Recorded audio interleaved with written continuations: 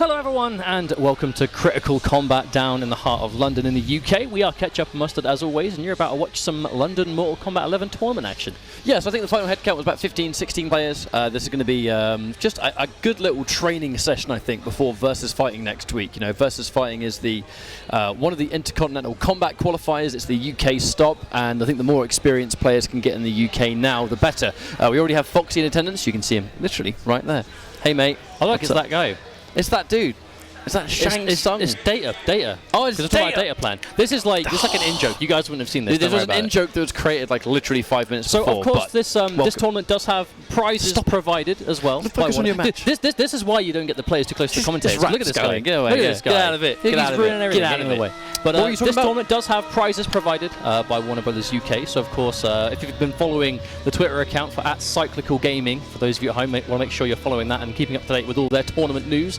There is things like, for example, you've got a North Face backpack with Mortal Kombat branding on it for first place. There's t-shirts, there's key rings, all sorts of cool little goodies that MK fans will be a fan of. It's the kind of event swag that I think is on borrowed time. Anyone that goes to the any pre-release, once it's gone, it's gone. Anyone that's been to a pre-release, their own event in the UK, or I guess outside of the UK as well, want to always kind of make these cool little trinkets and all these cool little things that, you know, once people have collected them, there's no way you can get more. So unless you were part of the promotional period, some of it are quite valuable collector's items. And Foxy, even though this tournament does have a £150 prize pool, he's only in it for the free bag. Because I'm not talking about bag. No, the rucksack, you know, the backpack, the North Face. Because that's the only bit of event swag he doesn't have yet. He has everything MK11 related except the rucksack, and he's now out to try and win it himself. I feel kind of bad, actually. I've got a rucksack as well, but it kind of lives in my kitchen at the moment, and I just don't use it yet. So you should feel bad, because that's a horrible waste of such a It's not a waste. Item. I have no immediate use for it just yet. When the time comes, I'll use it. But it is not this day. So, of course, we're going into our first game. Oh, you can see me back there. Hi, guys. Check me out. Hi, yeah. I know I'm a wave. Check that out. Hi, stream. So, of course, we're going to be having Foxy Grandpa here in our first game, coming off the back of a third place showing at Vianality, which was the third and first European stop in the pro competition, which is pretty much the world tour for MK. Here, less than a week later, for another tournament pick in the grind. And then we'll see him again next week, Versus Fighting. Versus Fighting is going to be ridiculous. And Foxy here, giving some of these players a little bit more of a, I guess, a little bit of a boot camp, right? He's one of the best players in the world, the greatest Kung Lao in the world, without question. The great Kung Lao in the flesh. Absolutely. Now, hey, there it your is. future is unwritten, Kung Lao. Yeah, this is like the hat match. Who's got the better hat, Kung Lao or Raiden? Oh, definitely Kung Lao. You think? Yeah, Kung Lao's got my favourite hat. I think Raiden's is a bit more iconic, though. I know, but that doesn't matter. Kung Lao's got a sharp hat. But it's going to be against Dante, of course. So we have Foxy versus Dante. Kung Lao and Raiden to start things off. I know it says winners bracket on the bottom of the screen, guys. This is actually, there are 4 small groups, and the groups are actually going to be round robin, so every player plays against everyone. So you'll be seeing some of these players kind of mix and matching as the stream goes, because everyone's going to be running their own little miniature gauntlet. This matchup, though, is a little bit more classic of what to expect. Foxy's going to grab you for days, the back throw's going to loop, and he's literally going for grab or forward 4. Dante, unfortunately, eating it every time, and is this going to be an entire round of grabs? There it is, and the crouch. I actually really like the decision, because when you've got that low health, if you're reading another grab, you may as well go for the riskiest way, but the most highest power answer. Oh, the cancel into the overhead, Dante. I love the overhead use into the back 3 though, because ultimately, as long as Raiden's hit that overhead, if he hits the second one in a row, it's crushing blow. And in the corner, you kind of have to hold back 3 or back 2. Looks like Foxy knew that, went for the delay wake up, and was kept quite safe.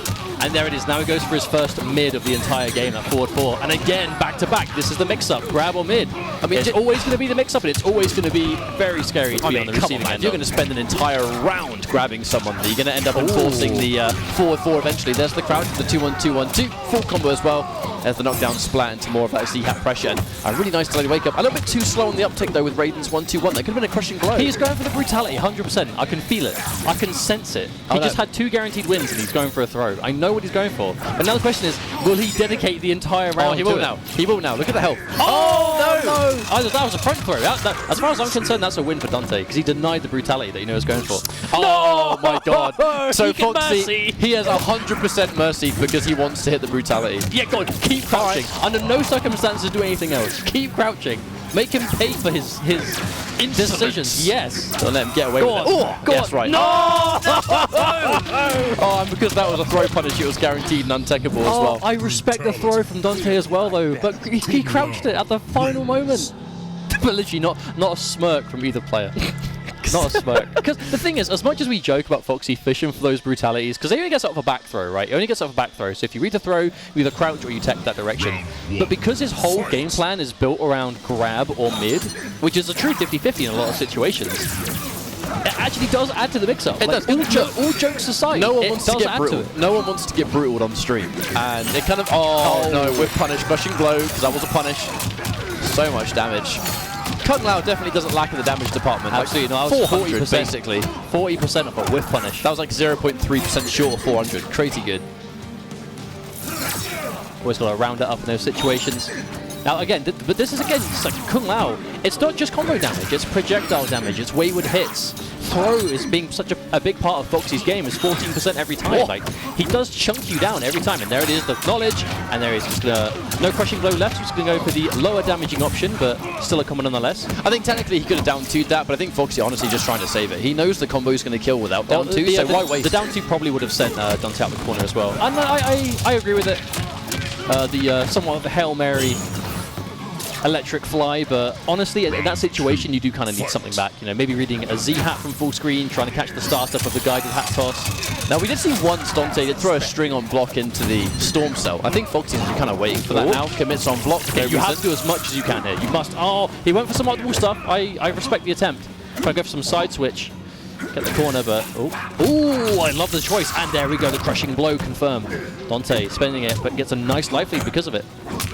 Okay, blocks the down 1, waits for his turn. I mean, this is. I mean, it's just classic Kung Lao, isn't it? It's just waiting for it, amplify the spin to push him into the corner. The splat knockdown. Forward 1-2 has so much knockdown frames that you can really get a meaty Z-hat, and it works out. Now knockdown, one more hit. Oh, cancel into the mid, and there we go. The back you know why he didn't spin? Because he wanted brutality again. Now, I've been thinking about it, because obviously we've had the opportunity to watch a lot of games from Foxy over the last, pretty much since the game came out to now, and obviously he really kind of dedicated to Kung Lao CEO onwards. We obviously did see him play a little bit of Kung Lao in the early days. We saw him play it at Reflect, we saw him play it at Combo Breaker in a couple of games. It was mainly a Cassie tournament. We did have Kung Lao. And then CEO Vianality was pretty much only Lao. It was pretty much only Lao the entire time. This is why players shouldn't be behind commentators, because like, Foxy will make the most of it. I'm getting bumped. Oh no, that was very deliberate. He literally walked right into you and went, ugh. But of course, like, we're seeing a lot of different players against Kung Lao, and we're seeing a lot of people against that style. And I think there's a reason we saw a lot of players willing to sometimes just crouch. But it feels like crouching is absolutely the most dangerous thing you can do against the mix-up, because a crouch will straight up beat one and get beaten by the other. It kind of yields the highest reward, doesn't it? Yeah, for sure. Which is why I think you see a lot of players sometimes, if they read the grab, instead of crouching, they'll jump. Because then if they jump and Foxy goes for the forward 4, there's a chance, you know, if it's a jump back or something, maybe the forward 4 is not going to connect all the way. So even if he gets the hit, he's not getting the full payout for it, right? But it depends on the situation, depends on where it is. And as, of course, this is a round robin stage 1 of the tournament, we're going to be seeing a lot more of him through the day, I expect. I think he's a favourite to win the whole thing today. I think that really is fair to say, considering his success and the fact that he's looking just as good. But moving on, we do have London Con stepping up to stage against, I believe, is this Viper? Mr. Viper, it is, yes. Yeah. So this is a UK match right here, as you'd expect for sure, but this is a Mr. Viper who is a somewhat of a newcomer to tournaments, I think, through MK11, and I know he's been around in kind of the stream chats and stuff. A big viewer of the community, right? I remember watching him, you know, in streams for NetherRealm Games. Well, I know MK11 was his first real dip into competition. Yeah, so before MK11 came out, Mr. Viper actually became a pretty regular attendee to Hyper Combo Leicester, the fighting game community that we run in the heart of Leicester every couple of weeks. And Mr. Viper, being a viewer of our stream and a viewer of all streams, Mortal Kombat, realised he was close to the area, or at least able to commute at the very least. And we started seeing him play some MKX. And he was always kind of playing those like kind of odd picks, because I know he wasn't really competitively minded back then. But times have changed a bit. He's gone into MK11 ready to play. But he seems to be playing a different character every time I watch him play. He does. He seems to be more of a, I think, a bit of a lab monster more than anything else. Like, he's very knowledgeable, of the frame data, all these really weird little niche situations. Have a chat with him. I'll always tell you about all these little bits of tech that you might not know about. But I think some players are just like that. Yeah, of course. And then on the flip side, Con, we saw him at Meltdown, had a tournament in London about a month or so ago. As they always do, of course, they do have a lot of different things around. Shouts to Meltdown, man. I mean, they have done. I think they're a pretty regular venue as well for other fighting game tournaments. I mean, there are a lot around, you know. Bracket Reset, right? Yeah, of course, you know, being streamed on them by Richard. You know, one of the two twins from One London. of the dragons, for sure. And there's a lot of cool organisers around, you know, popping up. Of course, you know, shouts to Cyclical Gaming for putting this on and you know, making the best of it. And London Con obviously got 3rd place at a Meltdown tournament. I haven't seen him play too much myself personally, but I know there was a fair few people in attendance at that tournament in the London area. Pretty much, it was pretty much a London local. But that just goes to show, right? There are so many different parts of the UK that are playing this game. Some players today have travelled from some distance away. It's mainly just London boys, but you know, there are people that have made the trek down because a lot of people were just hungry to compete. It's like you said right at the start of the stream. There's versus fighting is next week. I don't need to tell you guys what versus fighting is. I'm sure the vast majority of you know. But for those that aren't, it's a huge tournament and it's the biggest thing the UK has to offer. And it is an intercontinental combat event, which means that the winner of that tournament will make it to the intercontinental finals at DreamHack later this year. And if you win there, you are guaranteed in the pro competition. I think intercontinental combat is always, or these external programs that aren't quite pro competition are really, really magical for other territories. So international for sure. It's because most of the pro competition events take place in America, right? And if you are a European and all you can do is go to Europe, or if you're not even European, you might be outside of that. It might be CIS. Anywhere that isn't easily accessible to North America. So these individual programs giving you kind of like that one shot to win, prove you're the best of your territory, and then go to DreamHack and prove that you're the best of everyone in that series. It's another way around you can grind and practice. It's a bit more stressful, I suppose, because ultimately if you lose in the intercontinental combat spot, then your spot is gone, isn't it? But ultimately, the more practice these guys can get, the better. Mr. Viper, I think he is playing Cabal. He's been playing a lot of Cabal in Combat League. Yes, so. We were obviously talking to him before the tournament started, and he was mentioning that he's been playing a lot of Cabal as of late. So, I think it was Mean Streak. I think it was Mean Streak. I was about to say, cancels or buttons. Yeah, Cabal definitely looking like more and more of a 2-variation character the more the game has kind of developed over the months, as we're now entering month 3 for MK11, which is already kind of wild. But Mean Streak obviously being very execution heavy. It has those dash cancels, it's expensive, it does cost you defensive bar to do so you can't just throw him out for the sake of it. But if you have the execution, you have the reactions, you can make him absolutely terrifying. You'll never catch me, Briggs. Assuming your legs aren't broken. I've never heard that intro before. I'll let it rock so I can hear it. But I mean, yeah, Mean Streak Cabal, he gets a lot more room to single confirm, and that was an immediate whiff punish and drops the combo, which is unfortunate. But here comes the cancels, and we're going to see a lot of cancels into grab. Ultimately, if Cabal's going to be going in for those cancels and he grabs you, you have to make a very hard read to tech that grab after a cancel, especially when he's plus. He's one of the dash cancel characters where it actually very much pays to know exactly how plus he is off of which buttons. Because the whole point is, this variation obviously it lets you cancel the Nomad dash, which is not something you can normally do. It's very akin to MK9, but as a general rule of thumb, the less hits he does before the cancel, the more plus he's going to be, which is like a trade-off, right? If you cancel off of 2 hits, you're still plus, but like barely. But that's the reward for being easier for you to confirm because you've done multiple hits. But if you're doing a cancel off of like back 1 by itself, forward 2 by itself, forward 3, these buttons that are super plus, or forward 4, for example, these single hits, it's so much harder to do them, and obviously harder to react to your options. But your reward is way more plus frames. Oh, there we go. Whiff jump in. Not ready to capitalize, but just confirms the back 1-2 into a charge because he knows that there was no counter hit there. Wonder if that was a combo drop or trying to keep him in the corner, but either way, keeping his turn. Throw counter as well, so pressing buttons on wake up. The reverse. No, throw him far away. Actually, I like that, actually. I like it when players, they don't really need the corner to get the round win. They'll throw you out the corner. Ooh, wow, he held the whole string. Yeah, he did the whole string on whiff, and Khan unfortunately ran straight into it. He held it just in case. He held it just in case, and it connected. Even though Mr. Viper, he's kind of dropped every combo he's landed, but ultimately it doesn't really matter because he's just been getting more damage here and there. It might, because this is Jackie in the corner. Ooh, big wake up 2, but not a great confirm on the end of it. It's just go for a standing 1 juggle. Okay, there it is. Another grab. It feels like Viper, he had a lot of execution areas with the juggles, but the grab's always there to kind of recover it. And I know Cabal's a very grab-heavy character, especially in this variation. And Con going to get caught. Not taking many of them, unfortunately. Well, in some of these situations, when Cabal drops a combo, it's not the end of the world for him anyway, because it'll still be point blank. If he's still at the meter for cancels, he can still establish pressure anyway. But then there's the problem. You do go for so many cancels, if you get opened up, you aren't going to have any breakaway or wake-up options against Jackie Briggs. That's a dangerous situation. Escape failed. Speaking of dangerous, that crushing blow throw is now locked and loaded. Tries to catch with the forward ball, but the roll goes clean through into the grease kick launch. Dropped a combo. Cannot afford to let that happen. There's been a pretty extended series of combo drops, unfortunately. I don't think we've actually seen a completed combo yet, unfortunately. Hey, there's still time. There's still time. Commits into the entire forward 4 string, actually. And, oh, wait a minute. Uh-oh. Oh, there it is. I don't recall seeing a throw tech, so that was going to be guaranteed. Oh. Nice block on the low, actually. I know that the low saw versus forward 224 is reactable. You know, it's still a mix-up, but it's definitely not true. Oh, another missed combo. If you're going to make that kind of big, brave decision to wake up with an up 2 against a character known for meaties, you have to be able to get the combo off the end of it. But Mr. Viper just pressing the wrong buttons, I think. And we're seeing he's beginning to crouch a lot of these throws, but he's yet to actually punish one of them. I wonder if it's like on-stream jitters when it comes to these guys. I don't think so. I think it's just two quite tricky characters. Oh, wow. That was definitely an attempted cancel. We didn't have the bar for it, unfortunately. One of those other things. Oh, no, another drop. Oh, wait, that reached. I'm not going to question it. But yeah, it's unfortunate. Tried to go in for the back 1-2 Nomad dash cancel, but was short of defensive bar, so there was no way you could do it. And he's going to take life for it. Oh, that's clean jumping. Right, here comes the combo. And no amplifier. I wonder if that was a bait of some sorts, or whether he just didn't get the amplifier. Typically, no. If you're going to spend like 1 bar for launch and then have them break away, it's usually still in your favor. But can't expecting Viper to actually get the launch on the saw and make the breakaway anyway. And unfortunately, wasted it on the back of Viper's execution error. Oh, lets it rock again. And nothing doing at all. Counter hit, but confirmed, doesn't matter. Full combo. And there it is, 2-3.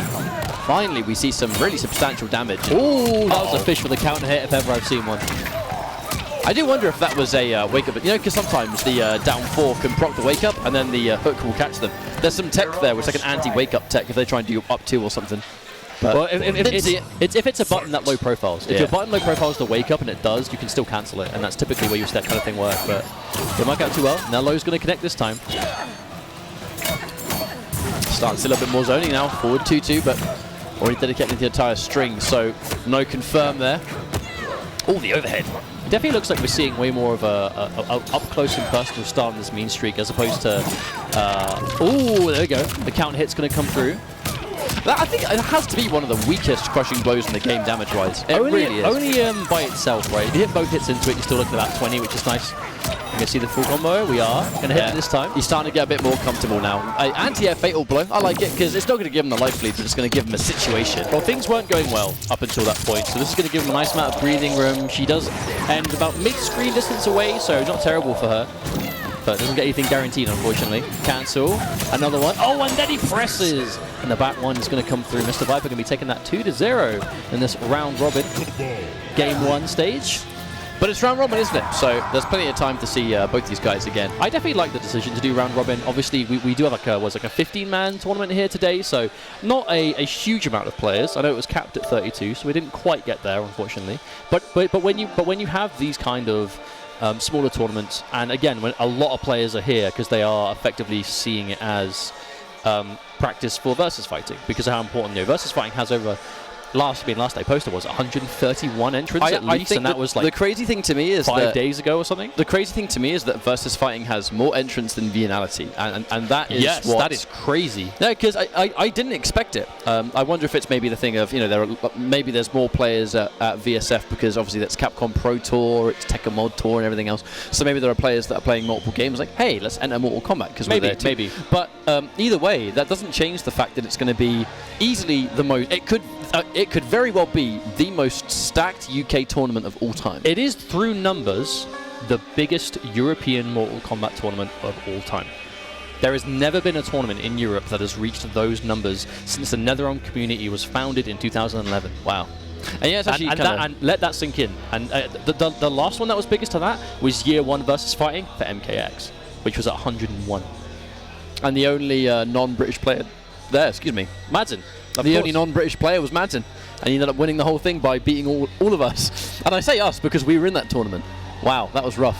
I got destroyed by Madsen in that tournament. It was that was like his strongest tournament performance ever. He's 6-0'd Foxy in the finals. Up until that moment, I had never seen Madsen play so well. No, that really was his like ascension to, I feel like, realizing he'd reached that next level. It was great. And then from that point on, he just Season 3 of Pro League and everything else. And shouts to Madsen, man. The rest is history. I miss him. But yeah, we have waiting for our players to come up now. Lots of games are pretty much already going on. There's a bunch of setups here. Obviously, shouts to Platform for giving us the space here to play. And this is a gaming venue. There's a lot of PC setups kind of just behind us to the side, and they're kind of being used right now for tournament matches.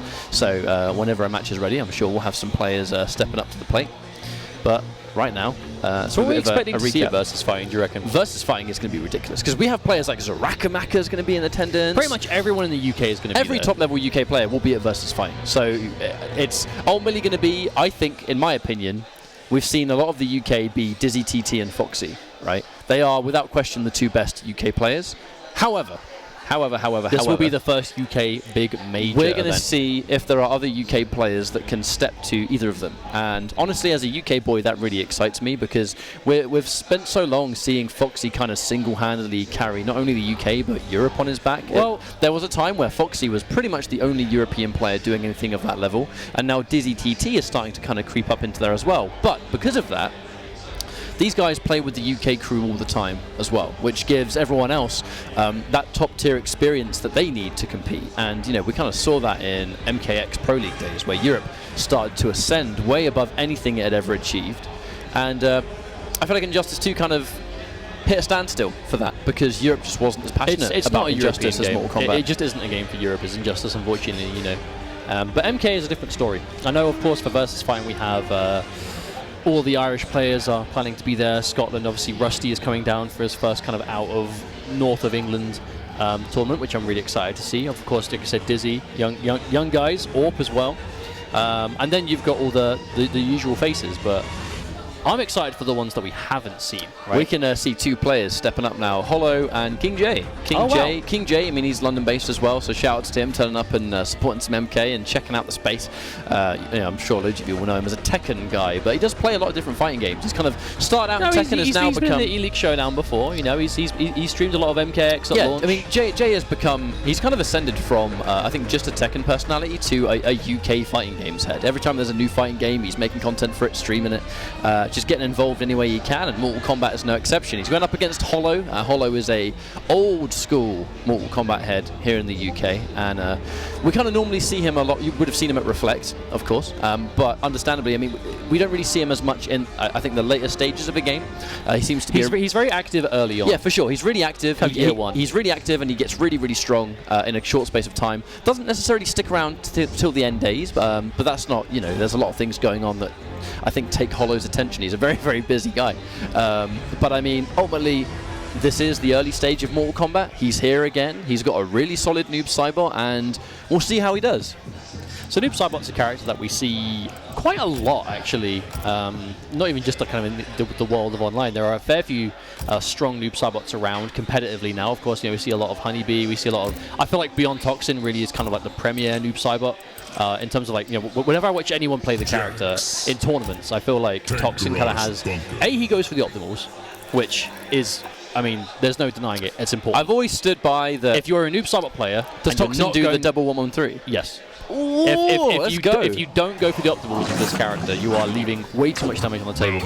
And King J, of course, within that Jax, I believe he plays Grin and Barrett. Yes, it is Grin and Barrett. Grin and Barrett is just the fun variation, right? You know, and there's the Techno Hollow Nose, where if you're Noob Saibot, first of all, he expected a breakaway, so that's what the down 2 was for. But yeah, I mean, ultimately, if you do back 1/1+3 on block, it doesn't come out if you special cancel it on block, but it doesn't hit, so there's really no reason you wouldn't special cancel. And there we go, back-to-back. This time King J went from the breakaway, but a little bit lower in health this time, unfortunately. So a bit more of a mountain to climb to come back. Clean anti-out that forward 3. Hollow going into the conversion a little bit too early, didn't quite get it. And that string right there, the 2-1-2, that Noob Saibot 3 punches, catches so many people off guard. The second hit's a low. It looks like he's going for a throw. It's actually by itself really dangerous.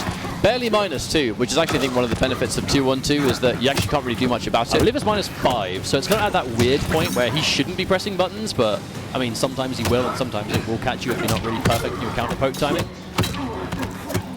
Hollow getting clipped, but Whoa! Point blank grenade launcher, take that. down Ooh, to out here as well. yeah. Get out of my airspace. Get out of it. Good block on that low, but no punish. Down one's got low profile.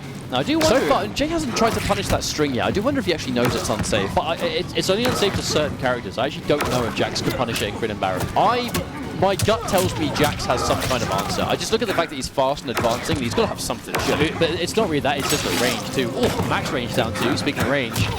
Oh, we're going to get tagged, the 1-1-2, the overhead ender. There's that poke. There we go, the forward 2. King J trying to approach with those mids, just trying to get some distance back. He has that fatal blow. You can notice Hollow's deciding to back up. He's not throwing as many projectiles now. Definitely waiting for it. Oh! That jumping could have been that yet. And the grab is going to do enough damage. Most likely, yes, just enough. And Hollow going to take a clean first game. Now the thing is, some characters against that noob Sabot string, right? It really is like defining to the character is his best mid, right? He has the back one. It's back one and then the grab input. You know, you go for it's a quick mid and then the clone comes out and swipes you. It's what you use to restand. It's what you use to convert. But it is actually unsafe on block. But only to certain characters. Those that can punish it, it is a matchup changer and a half. I mean, to fight Noob Saibot properly, you really need to understand his frame data, right? If you're not aware of when your turn to press is or how minus some of his really important tools are, Noob Saibot, I think, will run rings around you a lot more than I guess he has right to. But ultimately, that's not going to be Hollow's problem, right? So he knows going in for the down 2 again, expecting the breakaway every time. It's not going to come. Honestly, I'd like down 2. I'd almost like to see Hollow go for like a safer combo instead of just cashing out for the down 2 every time. I'd like him to still attempt it when he's that high on health. You know, if someone's low and them breaking away and you being unsafe, it's a bit more dangerous, maybe, but. That early in the life bar, I think it's not quite as much of a priority, but regardless, it's going to matter. Hollow still managing to run away with this one. The chip damage adding up. Last breath, number 1 gone. He's got number 2 and won't need it. Down 4 going to come through. King J gets the forward 3-3, but unfortunately doesn't hit confirm. And in Grin and Barret, he does get a really substantial combo. If he which we are yet to 3-3. see, unfortunately. Hollow looks like he's just being a little bit too hard to open up. And King J rarely on able to be on the offense.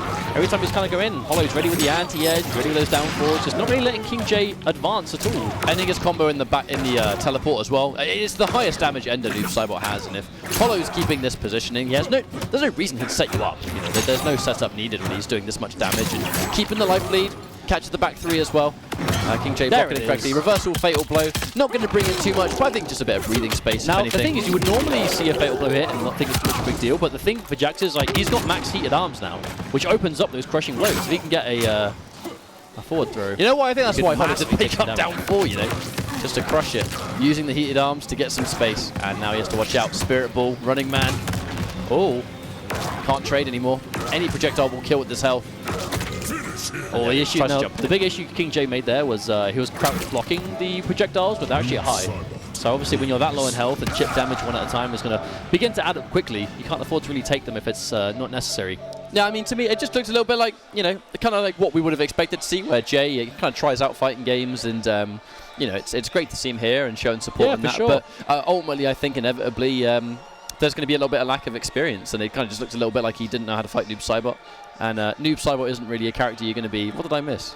Hollow's like checking out the TV and like posing. I mean, you're looking at me, so I get it. I'm like looking at the TV. You're trying to talk to me. I'm just like completely spaced out, just looking at this massive telly. It's like, what did you say, Mia? My point is, I think getting Noob Saibot experience is really important for like playing the matchup properly. But it kind of just looked a little bit to me like Jade isn't aware. And granted, I've never labbed it. I don't know what Jax punishes up, but I'm sure he has some. I was labbing some actually yesterday, because I arrived at the hotel mad early and I had my Switch and nothing else to do. Portable labbing. So I went from, I commentated E-League last week to, as soon as it was over, taxi to the airport for Vienna for Viennality, finished Viennality, went straight from Vienna to the UK for the flight home, and then straight from the UK to LA the same day for Twitch Rivals. And I got home yesterday and went straight to the hotel for this.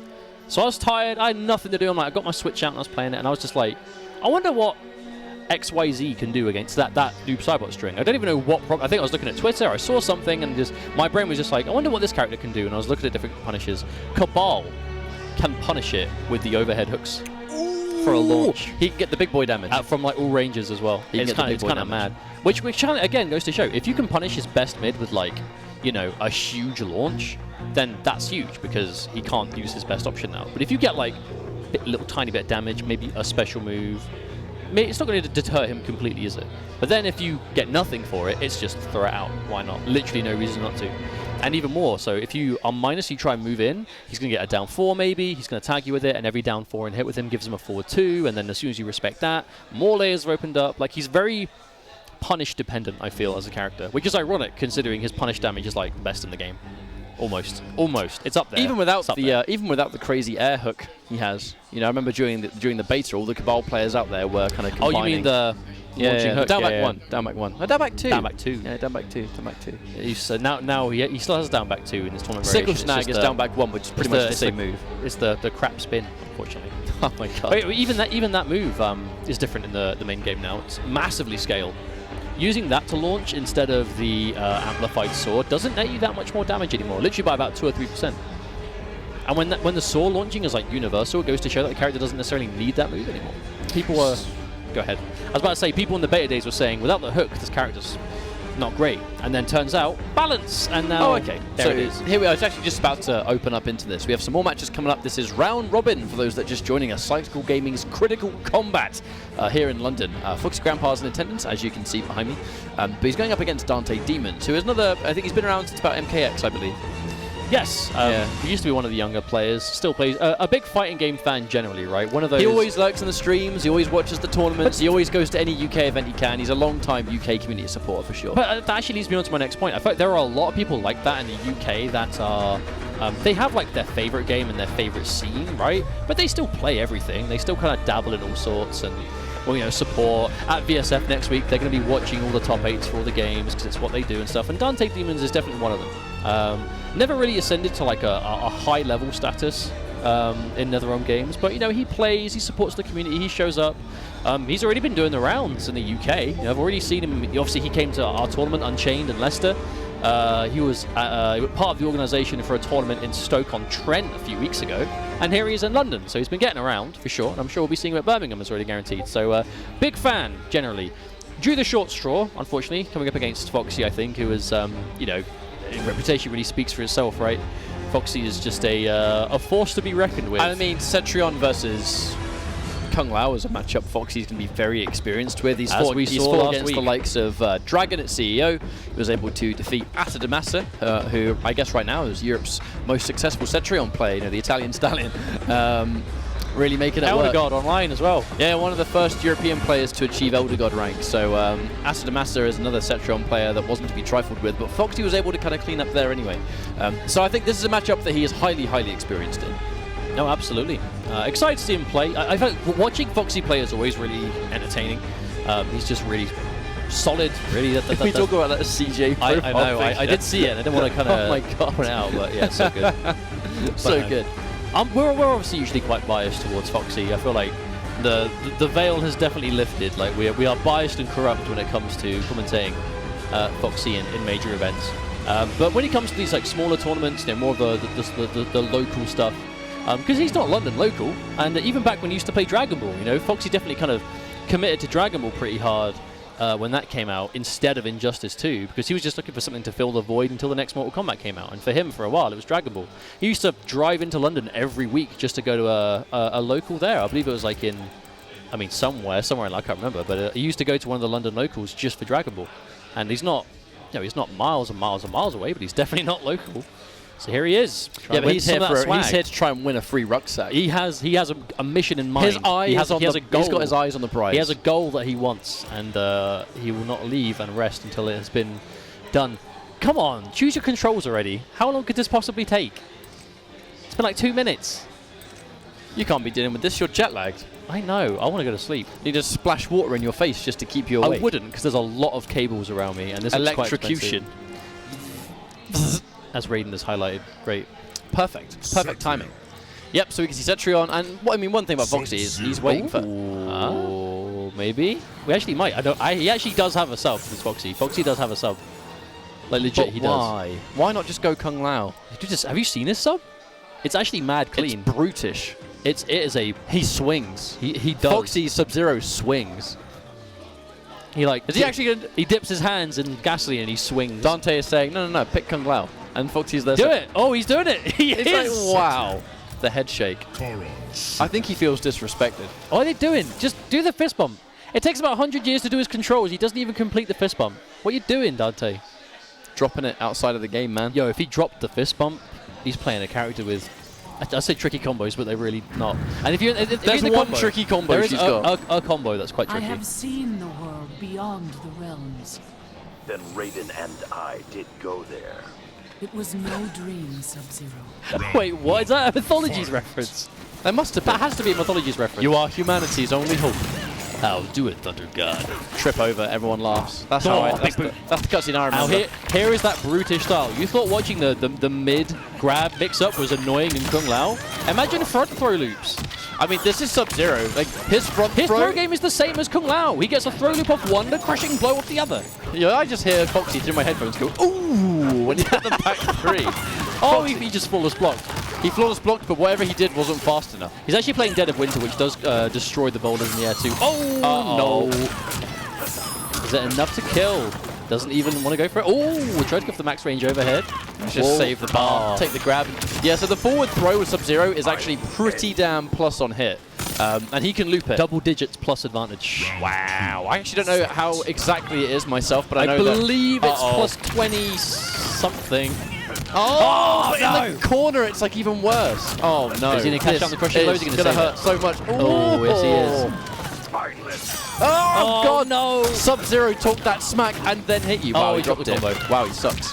Oh, Take that, dearie Foxy. me. Foxy, you suck. Dropping your corner combos. Look at you. Reset. What are you doing?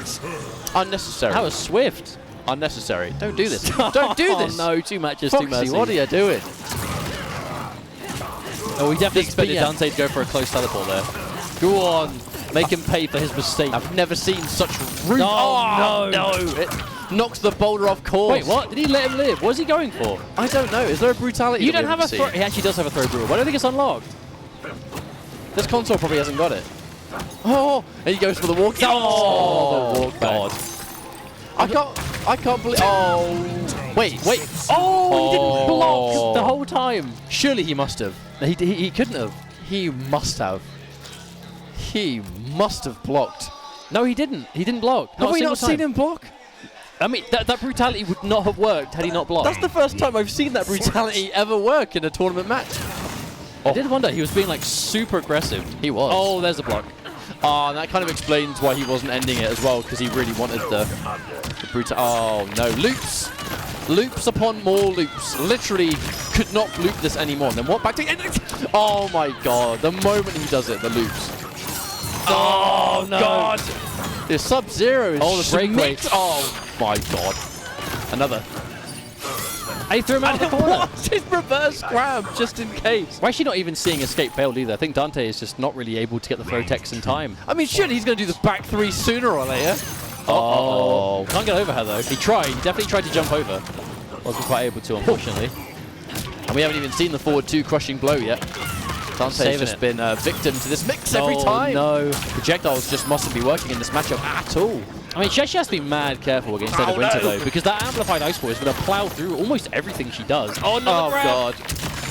This is... Oh, there we go. There you go. Take that, Foxy. Take that, you jerk. Uh-oh. Oh. He wants to get straight back in. Forward two whiff. This is dangerous. Dangerous territory. The block. He has to be really careful now. I mean, Sub-Zero's forward dash is really good, right? So, like, it's not a bad tool to dash in and do it. Oh, Dante. Oh, no! not again. He could have fatal blowed. And he's going to down to him again.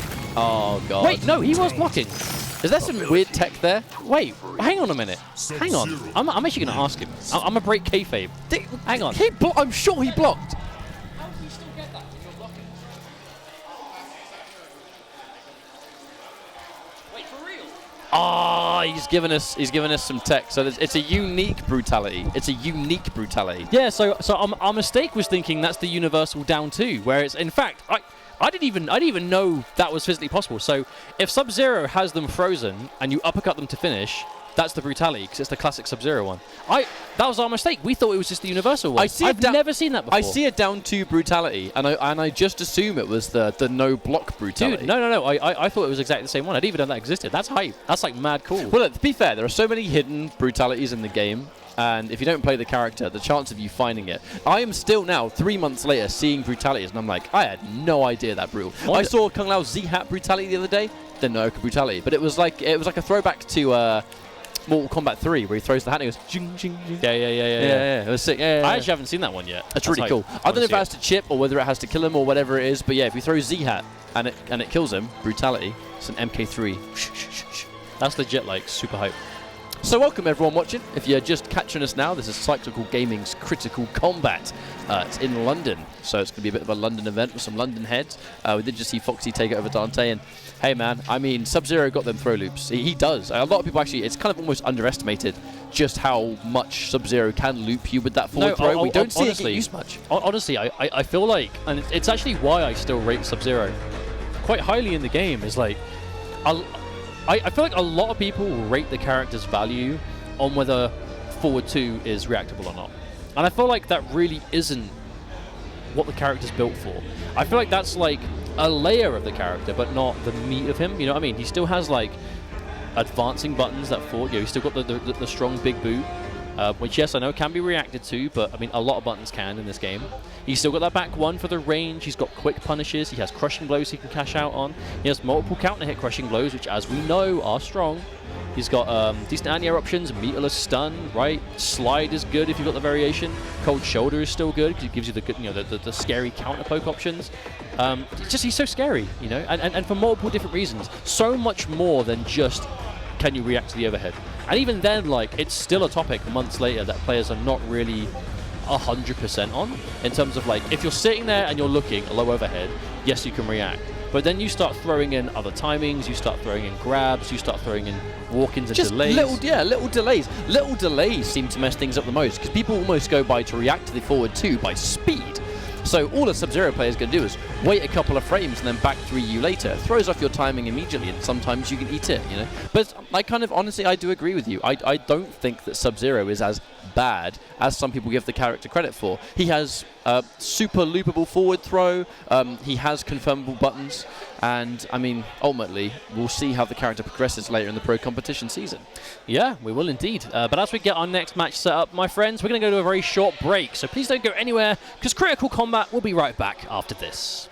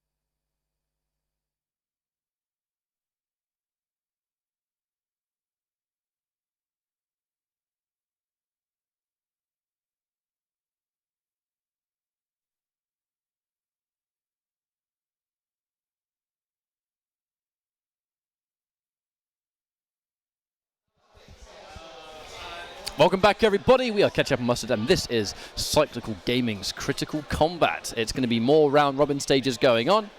We have 2 players behind us ready to go, so we're going to be going into the streamed matches as soon as possible. I think they've done their button checks and they're ready to go. Remember, this is a London tournament, so we have some London heads in attendance. Foxy, Hollow, King J's even here as well, showing some support. It's actually really, really nice to see. And everyone trying to get a little bit of that all-important practice in just before versus fighting. So I think they've just been given the prompt to go to character select, so we'll be seeing them soon. But yeah, I mean, Foxy's the favourite to take this tournament for sure, but I'll be interested to see if anyone can really bring it to him. No, absolutely. I feel like that has kind of been the age-old problem with Foxy in the UK is he's pretty much always kind of clear-cut #1. You say problem, I know it's not really a problem for him. The situation, yeah. We'll call it that. So it's very hard to bet against him in anything to do with the UK. If it's pretty much UK competition, it's a safe bet he's going to be the one to walk away with the first.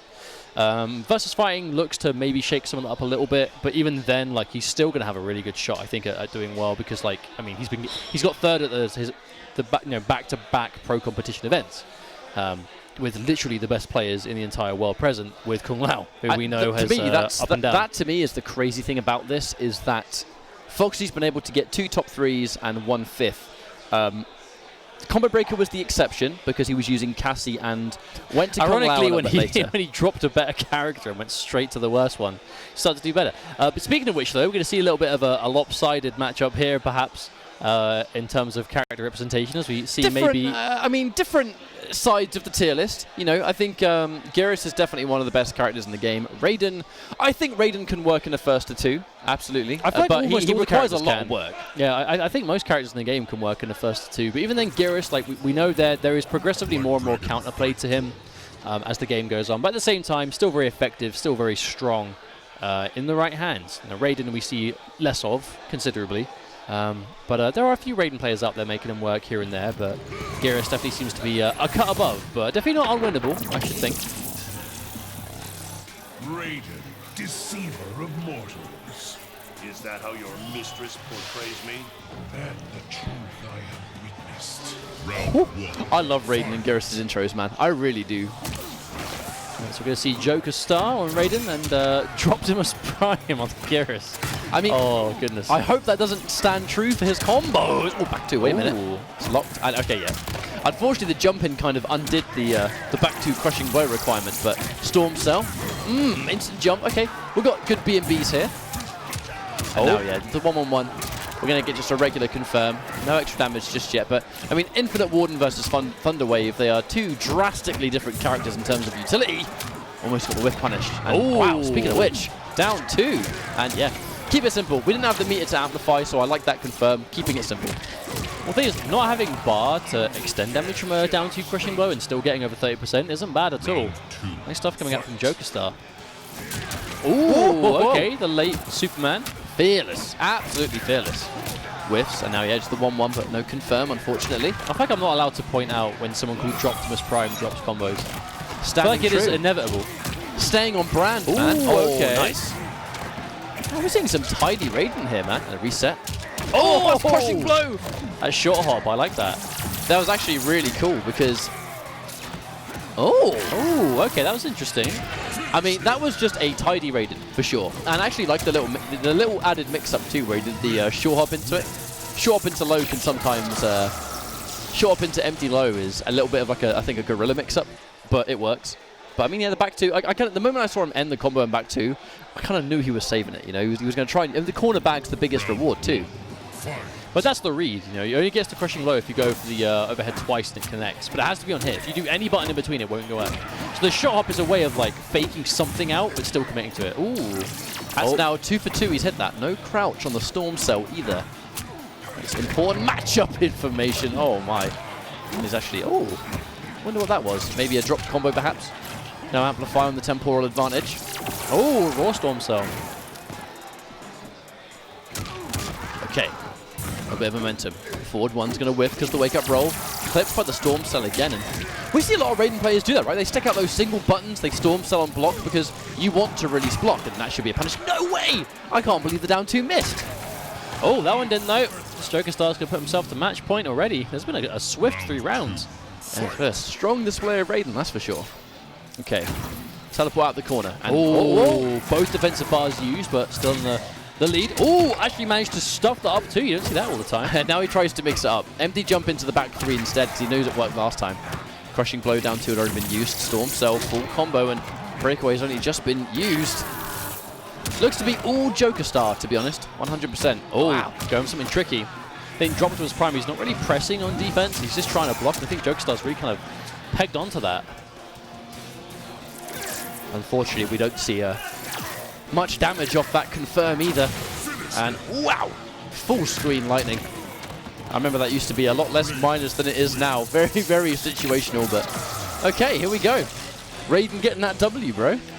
Yeah, not a bad display at all. One of those characters, it's like you said, right? I definitely think the character can work in the first to 2, especially in the hands of someone that understands the character. But again, I feel like it's also a question of like counterplay as well. And I feel like Droptimus wasn't really willing to press a lot in situations that he could. Raiden definitely one of those characters that has decent buttons, but his only real kind of stronger mid options are like off the back 1, which I'm pretty sure is like considerably minus no matter what he does. But that's the mix-up, right? That's why you see a lot of Raiden players go for like back 1 2 teleport, back 1 sort of down 1 into counter poke, Storm Cell, because it's all about knowing that it's a character you can press against a lot and going for those Storm Cells at times they're going to press because it's what everyone does, because that's kind of like the general, cliff notes, I suppose, on how to counter Raiden. But a good show, a good display. We saw some sick combos, we saw some tidy little setups. I like the down 2 using like the scooping flip out of the corner into a teleport to kind of be right there. I've never seen that before. That's quite nice. So we'll be seeing some more Mr. Viper, as my eyes have seen, anyway. So I assume there's going to be some more Cabal. But yeah, it's been a good day so far. No, it's been fun. That's what we expected, right? Shouts to Cyclical Gaming for putting this event on, and shouts to all these guys for turning up to play. I wonder how far we've got through the round robin, actually. I wonder if we ever... I know a lot of games have been played off stream, so we will see. As far as I'm aware, and forgive me if I'm wrong, I could be wrong, I believe we're holding top 8 out of these round robin groups.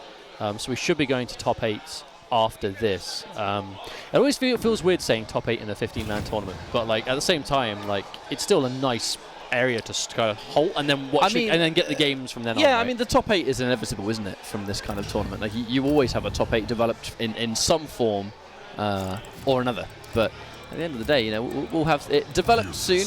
But these guys will get a lot of gameplay before that, regardless, because of how many games they have to play. That's why round robin is good for this kind of event. Versus Cabal, I wonder. Maybe.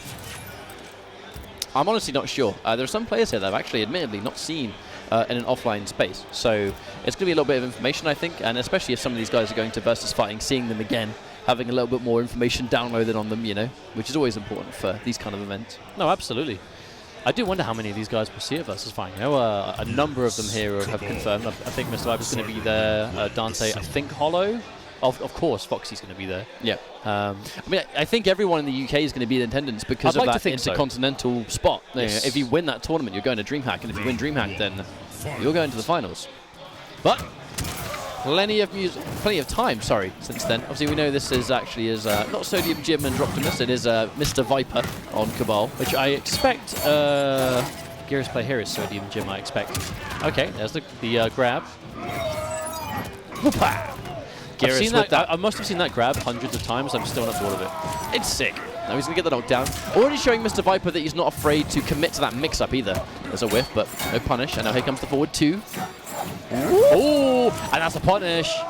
There's a crushing blow. Yes. I like how he tactically used it standalone because he knew he'd get the crushing blow as well. No crushing blow there because it wasn't a counter hit, but it's still going to be free damage all the same. And a lot of work to do here as Mr. Viper. All right. Knockdown. Let's see. Cabal does have a lot of damage, especially if he punished that.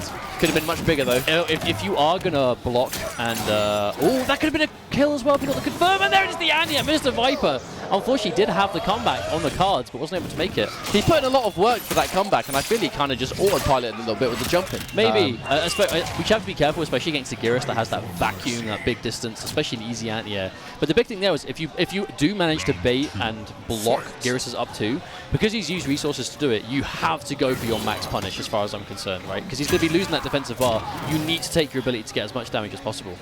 Gets that high up down 2, so he gets the down 1 juggle as well. One of the things about MK11, acknowledging that your down 2 anti-air sometimes connect from so high up in the air that you get guaranteed quite often, juggle. actually. I feel like more so than in any other game. Wow, that was a late body splash. Jesus. Oh my god. No. The disrespect. I mean, I respect the challenge, honestly. Look at the rewards that have come from it. Sodium Jim now, and is that dead? It is indeed. Oh my word. Okay, that's game number 1 then. Sodium Jim going to take it. And Mr. Viper, I think, ultimately just came down for, I think, a mishandling of the matchup. Like, just not taking the opportunities the way he should have taken them. And also Jim calling out these throws every time. I feel like every time Viper has attempted a grab in the set, it's just been uppercutted swiftly. Oh no, tries to down one anti-air Geras, and that's going to be Pain Town if I've ever seen it. We're not seeing Sodium Jim confirm into the launcher though, which is not, it's not normally something you see. Oh, but he's been fishing for his counter hits big time, and he will get out with a huge damage there. And there's the meaty this time. Oh, drops the combo. But Viper's making these. Off the scoop. He's making these really hard callouts on the grab, and he's eating mids for it pretty much every time. That's going to be Sodium Jim on match point. Oh. Really, I think trying to anti-air Geras' body splash, I mean, that's just, you may as well just give the win. If you anti-air it, you have to anti-air it from like max distance, and it has to be with something very active, and there it is. Forced a breakaway, so Jim went for another down 2. I fear that Mr. Viper is just being far too predictable now. He's been very timid as well. I think he's actually eaten every sand trap so far. Oh, and there's the meaty, and there's the confirm this time. He's dead. He should, actually maybe not. Yeah, he's dead. Oh, he has the other bar, never mind, he is definitely dead. Oh, the down 1 with punish. There could have been so much more. That, by the way, is the first cancel we've ever seen this whole set. Now, will we see the comeback? There's the low. Oh, he tried the wake up, but he messed it up. Oh, the down 1 to get in between.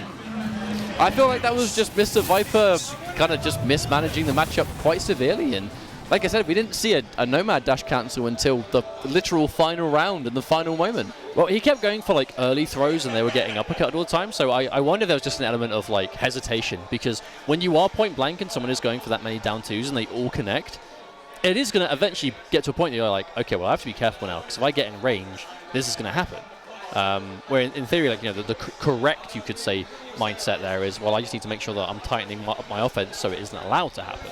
But, you know, in a 2 out of 3 setting, you're against someone you've never played before, who was playing the matchup well. You know, Sodium Jim, he was, I don't think we saw him go for 1-1-1 a single time. I think it was the low every single time, because he was just dedicated, because it was hitting every time too. So it's just like, right, well, if we're never going to block low, I'm never going to not do the low, because why should I?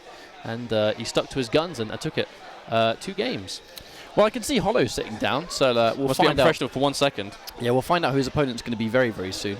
Spam caller. Can you imagine that? Oh, you get a spam caller on your phone? Spam caller on my mobile phone. Unbelievable. I'm trying to talk about Mortal Kombat, and I've got spam callers. Unbelievable. But yeah, I mean, opponent-wise, I think, well, Hollow did sit down. He's now gotten back up, so I guess not. So we'll find out who's going to be playing What time are we soon. on, actually? I want to see. That's a good question. We are on...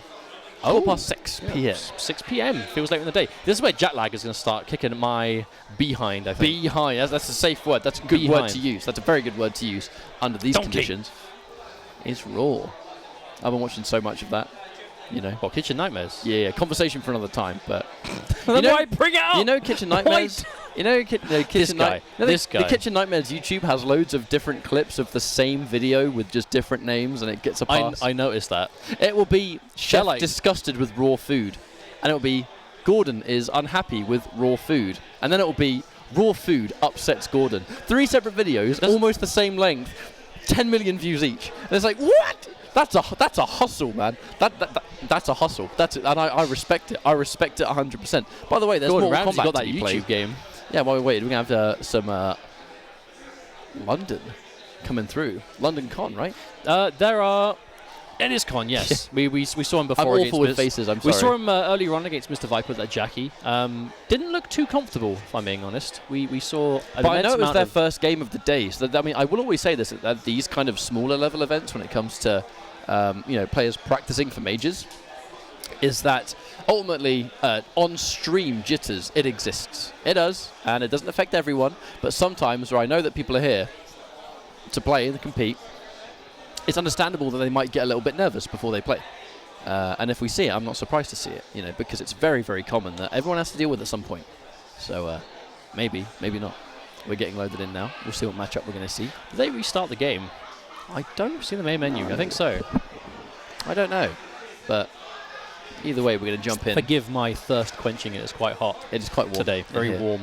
It's a very hot day in London. It is. It's very, very, very hot day in London. Whoa. But, well, we'll see who's going to get picked. And wait, it's Shao Kahn. oh, I think they're on the wrong account. Well, I know. He should be on.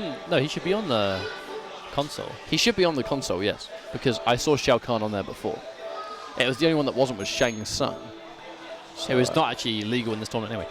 I can't wait for Shang Tsung to be tournament legal because, man, is it a pain. he's a very good character. He's so cool. He is amazing as well, for sure. I definitely have him in like top 10. Some people speculate top 5 for Shang Tsung. That remains to be seen. Obviously, it's hard to say that without competitive results, but I can definitely see the character having him. Is this? I'm gonna reserve for now. Oh, you say this might be video games, yeah? Might be. We've never met him, so... So I've never met Video Games Joe in person, right?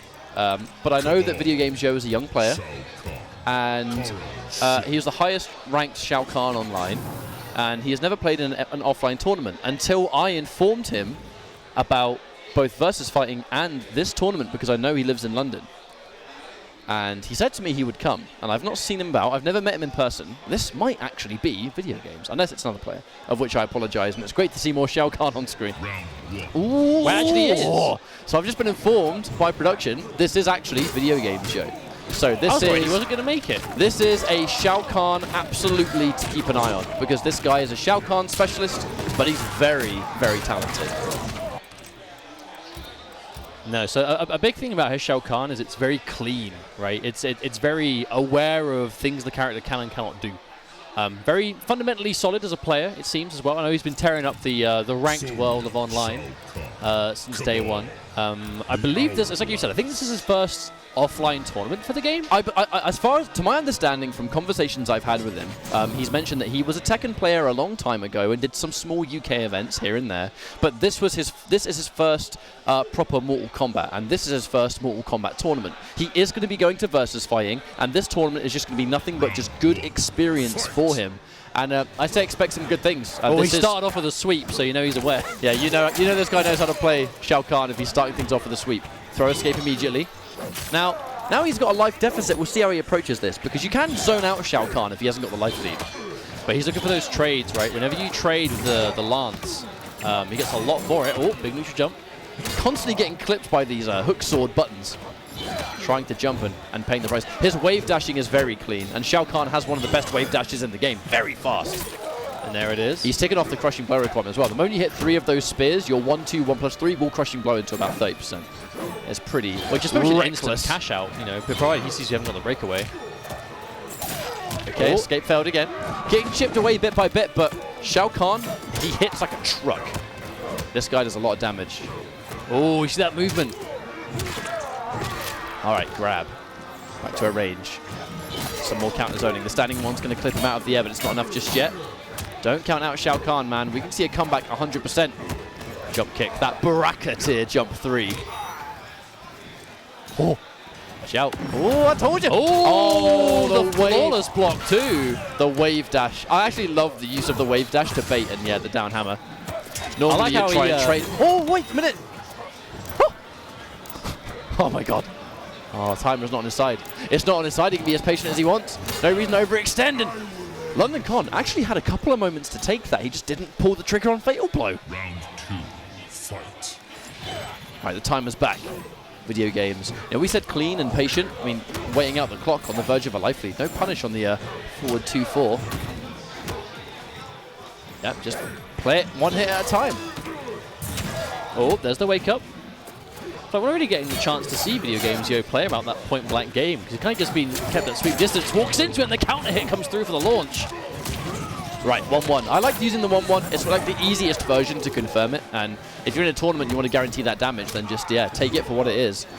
No answer for the neutral jump, but London Con still sitting on a life lead. Ooh. There's that safety. Now, I like that from Video Games, though. You can't punish the extended hook. We're going to use the chance that Connor's blocking to get the frame advantage of the advancing forward 4. Ooh, big Up wake 3. up. Give me that turn, mate. I want it. And now we're in Fatal Blow territory. London Con's in trouble. He can't get clipped anymore. Oh, the whiff punish, of course! And there we go. Con commits to the full forward 2-2 and is not going to recover in time. That's a free fatal blow for video games, and it's going to take game 1. Oh, he's definitely close, dead. though. He's got to be dead here. Oh yeah, there's no way he survives that, no way. 100%, and yeah, a very, very clean first game there from Video Game Joe. And you're used to seeing Shao Kahn be this really heavy hitter where it's constant combos, constant damage, but he plays in such a patient way that he kind of chips you out bit by bit, and then when the moment comes to get massive damage, he'll take it when available. But he doesn't try and strong-arm it. That's one of the things that a lot of players make as a mistake, is they'll take a really important tool and they'll just try and force it into you, even if it's not the right place or time. And Video Games Joe, his picking of the time to throw those like really big damage tools, like the reversal throw grab attempts and the Dark Priest buff, he doesn't try and strong-arm. Speaking of which, yeah, and he gets a knockdown knowing he's got the distance. If he gets tipped now, he's in trouble. Has to watch out. Do not get hit. Don't get hit. Oh, there we go. Get a crushing blow. Oh. Yeah, and he has to bait the breakaway and get really decent damage I on don't top. think Video Games is going to mind that breakaway at all, because that's a hard crushing blow to get, and that's a good trade. He managed to get about 23% before. Ooh, nice anti-air. Oh, confirmed. Oh, another one. Understanding 4 for the optimized damage. Oh, it's 37%. Closer to 38, but I said he picks his moments to land damage. I mean, he got an anti-air into huge damage. He gets a crushing blow off the Dark Priest. There's a definitely a different match that we saw before, but this is what makes his Shao Kahn so crispy. One button at a time with this character. Don't overextend. London Con looking seemingly very uncomfortable. I mean, granted, one bonus you're going to have as Shao Kahn is matchup unfamiliarity is going to be your best friend, and it's not your problem. But more damage. A lot of the time here, we're not seeing matchup unfamiliarity as much as it is just like out footsies, out neutral. It's not really like he's getting hit by shenanigans. Nah, he's definitely playing super crisp. Oh, the whip punish! Oh, didn't have the bar, just short of it. But it's like you said, right? But Shao Kahn does actually play pretty remarkable footsies. Oh no! Oh god, he's got the fast anti-airs. He's got the good range, and there it is, flawless block. There's the knowledge. You can flawless block the forward 3-4. But at this stage, London Con's in a spot of bother, honestly. Anti-air again. Get out of it! Oh god! Oh my word! Shaz 35% standing 1 anti-airs. Yeah, that's like you said, this character does a lot of damage. If you're willing to spend the bar, if you're willing to get the right opportunities, this character does just absolutely plow through health, and I'm really happy to see him turn up. Video Games, he's like we said before, he's been tearing up the ranked world, and it's just nice to see players make that transition. Especially, he's a local guy, he is from London, he said he'd be here as his first tournament, and he's looking super good. I personally foresee a Video Games Yo versus Foxy Grand Finals. Yeah? I really do. I look at the players that are here, and I look at the fact that even though Video Games isn't very tournament experienced, I know that he is ranked experienced, which in this kind of game... 2 out of 3 experienced. It's 2 out of 3 experience, which goes a long way. He has a really strong Shao Kahn, as you just saw.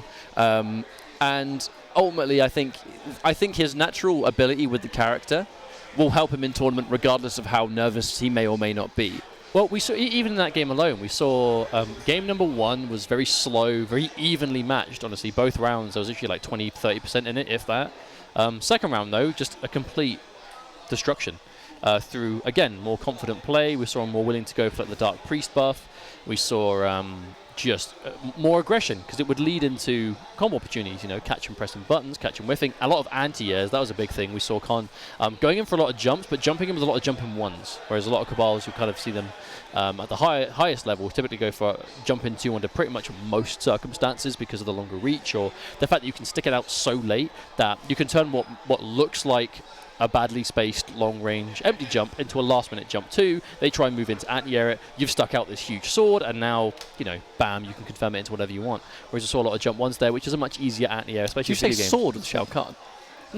No, Cabal. Oh, okay, cool. Con jumping in with the jump 2. Because that's also a tactic that you can use with Shao Kahn too, where you go for the super late jump in. Whereas they have similar ranges too. Whereas Shao Kahn's jump 2 is more akin to Katana's, I feel, where it's more of like a scoop from top down, right? As opposed to just a bam, and now the hitbox is there. It's more of a scoop from top to down to make it a little bit more ambiguous, I suppose, cover more of that space. But no, really, really happy to see Video Games make the trip down. And I'm excited to see him at Versus Fighting next week. I was nervous he wasn't going to turn up. I know he was, unfortunately, one of our later players. Most online players don't. So I understand the concern. But imagine that. He sits down at his first ever tournament match on stream, and Shao Kahn isn't unlocked. Can you imagine? Imagine the peril. Welcome to the offline world, buddy boy. But yeah, so You want to be a DLC player? This is the price. You can't play them whenever you set up. I was at Biennality last week and I was trying to play Shang Tsung casuals and I had to play Kano because none of them had him. I had to resort to Kano. I had to go back. I didn't want to do that. Something you vowed never to do. I know. You're no longer a fan favorite now. You've dropped Kano. Hey man, I still play him. I'm probably still going to use him because I'm silly. Okay, so we're going to be having Gains and Games versus Nashi TV, another Noob Cybot. We saw Hollow earlier on, looking really clean, but first Scarlet we've seen so far today. It's definitely be a match of long range if played optimally, I suppose. Noob Cybot has got those close range tools, however, when he kind of gets in. And yeah, we're seeing some knockdown stuff. And this matchup's a little bit funny to me. That low is going to launch, full combo, but ultimately Noob Cybot, when he gets within effective range and he gets those flawless blocks, etc., especially when he's got you in the corner, it's really good damage. Unfortunately, we do see back-to-back drops. Execution failing both these guys. A hasty fatal blow, but no punish. Oh, a big punish. Wow. Yeah. That was even quite a late time standing 1-2 and it still beat. Yeah, that back 3, 1+3 is highly unsafe. Nice. Production just let us know they think the names might actually be the wrong way around. So it might be Nashi TV playing as Noob Cybot, you know, vice versa. But we'll see. We'll see by the player reaction at the end, I suppose. Oh, oh! These long-range buttons keeping Noob Cybot at arm's reach.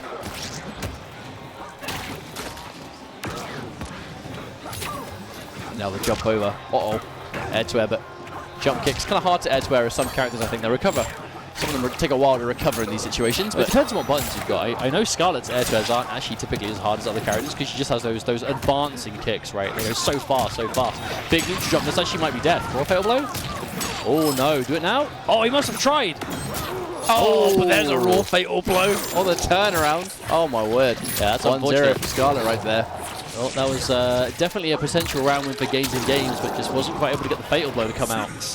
And would result in him getting fatal blowed himself, unfortunately. You hate to see that happen, but it did indeed. As you can see, composure on both sides though. Not letting it phase him. Just some time to chill. And there we go, game 2. Ooh, immediately catching it with the forward 2, I like it.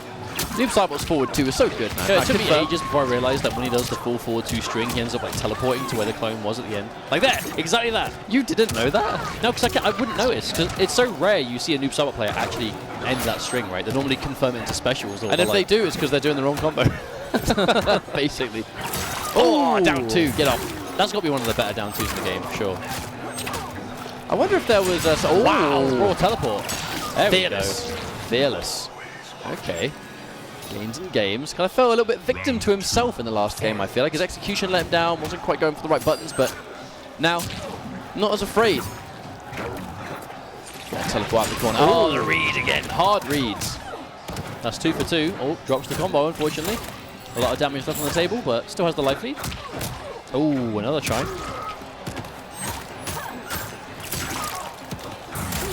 Wake up 3.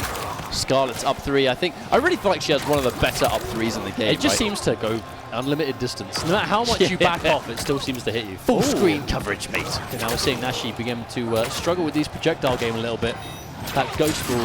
Oh, the spirit ball, I should say, from Noob Cybot. There's so much damage, but so does this combo. Not going to quite kill him, though. Oh, chip damage. He's fishing for it. He's got last breath.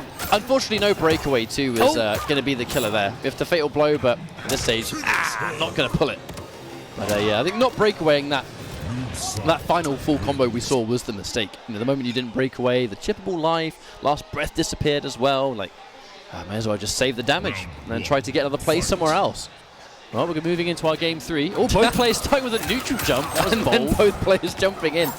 The mirror play here, and there's the 1-3. Confirmed. Okay, full combo. There's 1 bar. Chunky 340. Big wake up into a grab. I like it. No escape failed though, so. No, it's the first time I've seen Nashi attempt a grab so far. Big punish. Very unsafe string. It's that low. Oh, teleport again. This is the big adaptation from Nashi. He's blocking a lot more in the neutral, which is resulting in all this still connecting. Oh. The overhead. We see him in a second. Jumping on wake up, trying to squirm. Now you gotta watch out. When Noob Cybot has this much, and he had this much health. Fatal blow does actually become a pretty dangerous task. But the trade's going to do it out there now. Nashi TV just needs one more round to take this one. Fight. Oh, interesting trade. Trading fireballs for fireballs right now. It's all highs though. Oh, late. And yeah, still going to connect. Oh, he attempted. You know, he considered the down two, but decided against it. Big wake up again. Another grab. He's grabbing off that wake up all the time. It's consistently working. Into games, consistently waiting for buttons, I think. Because his blocking has been really good, but I think he maybe would have expected a throw there. Drops the combo. We're seeing quite a few costly combo drops that you really don't want to give Noob Saibot any room to come back against you, especially now. Look at his health. If he hits you, he just committed. He's still alive though, no punish.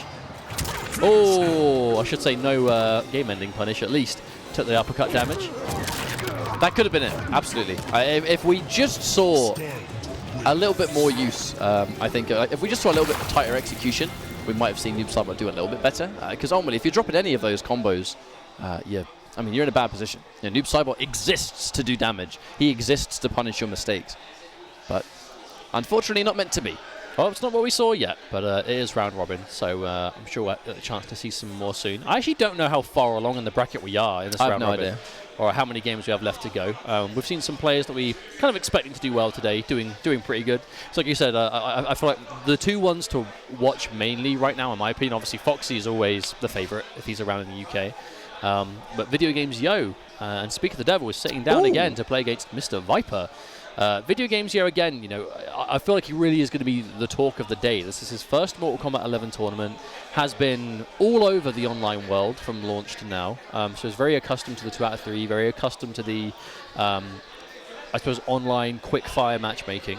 But very tidy, right? Becoming very well known in the online world for Shao Kahn. You know, Shao Kahn, a crowd favorite for sure, but not a character you see represented too much. And when you do see him, doesn't traditionally do that well.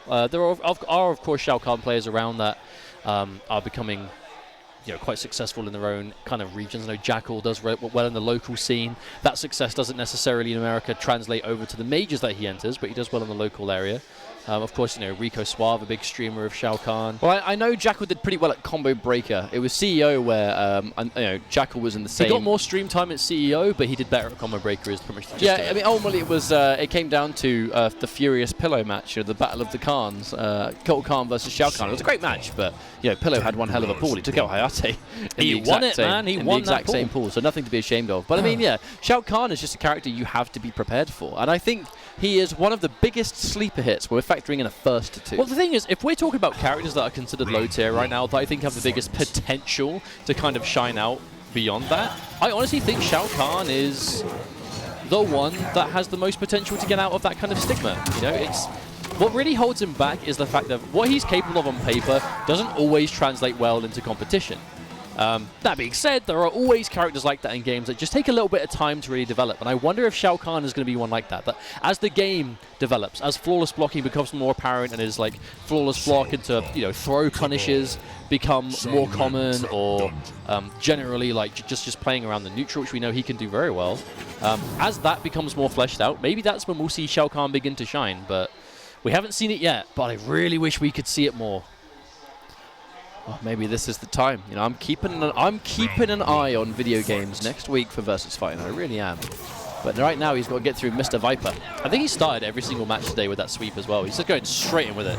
I wonder what your round start option is if he sweeps. Like, do you neutral jump it perhaps? I'm not really sure. It recovers so quickly. Now here comes the pressure. Takes the grab. He knows that. Yeah, back 1-2 string there, fully minus, but I don't think it's unsafe. No, Cabal does not have any unsafe strings.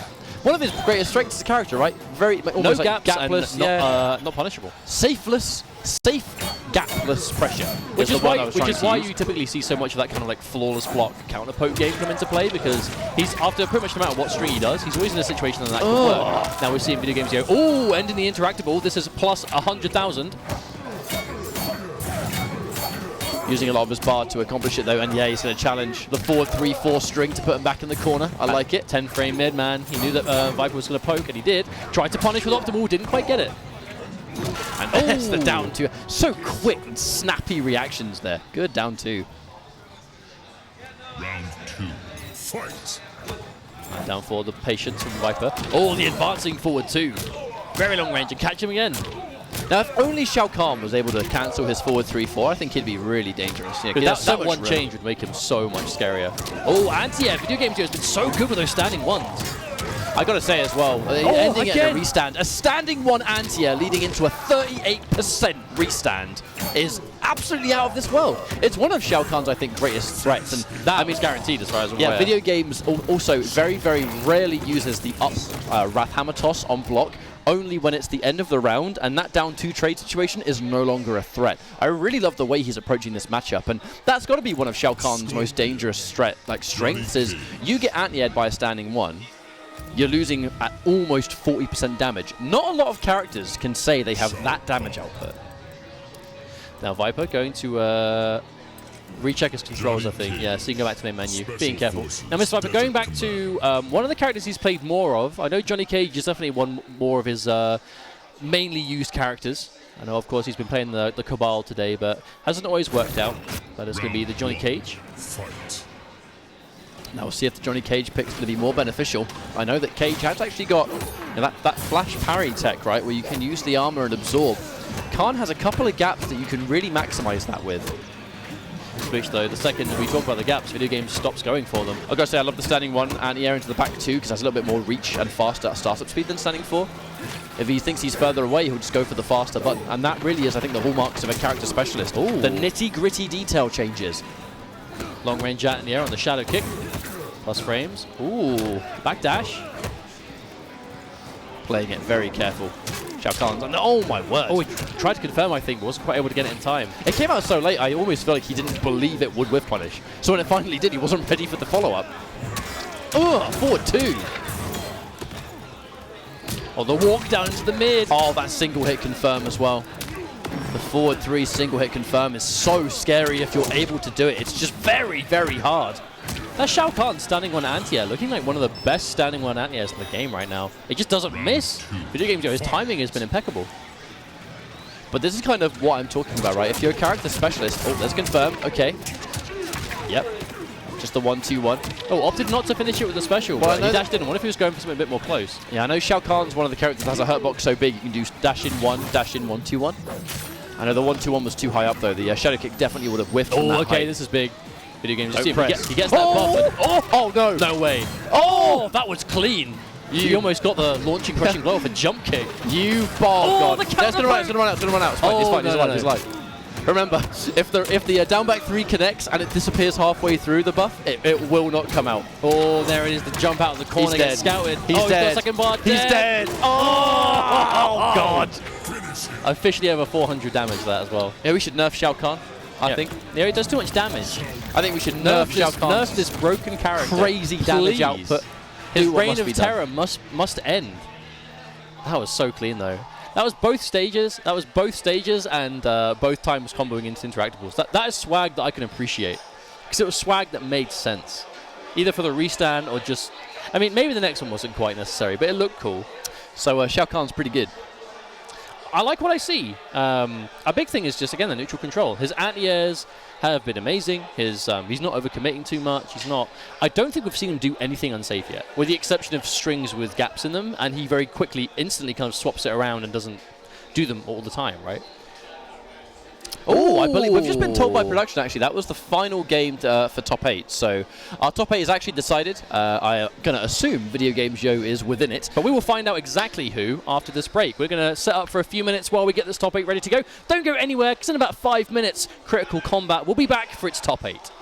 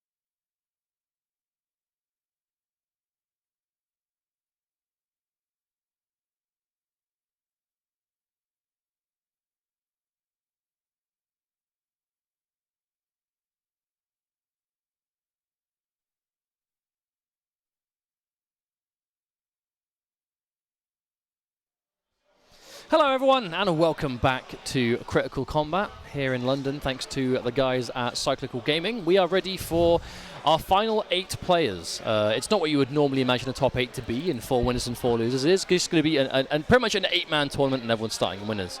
As we started off in round robin where pretty much everyone played everyone. And we have our first match ready to go with Foxy versus the Raiden player. May I have a consult the bracket. We're seeing a lot of players today that we haven't seen before and it's hype. Some, here we go. Joker Star, of course. This intrigues me though because we have a lot of players playing some odd characters. The big one's going to be Video Games Yo, who we have in the bracket as well, going up against Nashi TV. So our final 8, we have Foxy and Joker Star, Video Games Yo, Nashi TV, Hollow and Dante. Hollow has unfortunately had to dip from the venue, so he's going to be out of the tournament. And T-Pod versus Sodium Jim. So pretty cool stuff. Yeah, I mean, T-Pod versus Sodium Jim might actually be a Geras mirror. It might be Geras versus Baraka, though, because I know T-Pod plays Baraka as well. T-Pod plays quite a few characters. He plays mostly Shang, but obviously Shang's banned in this tournament, so he's not able to quite play Shang. The story for a number of people right now is, he's banned. Oh, Shang is a lot of fun, dude. Really, really enjoy it. The Battle of the Hats again. Oh. But it is, in fact, a different player, of course. We saw Foxy against a Raiden player earlier, but it's, in fact, a different player now.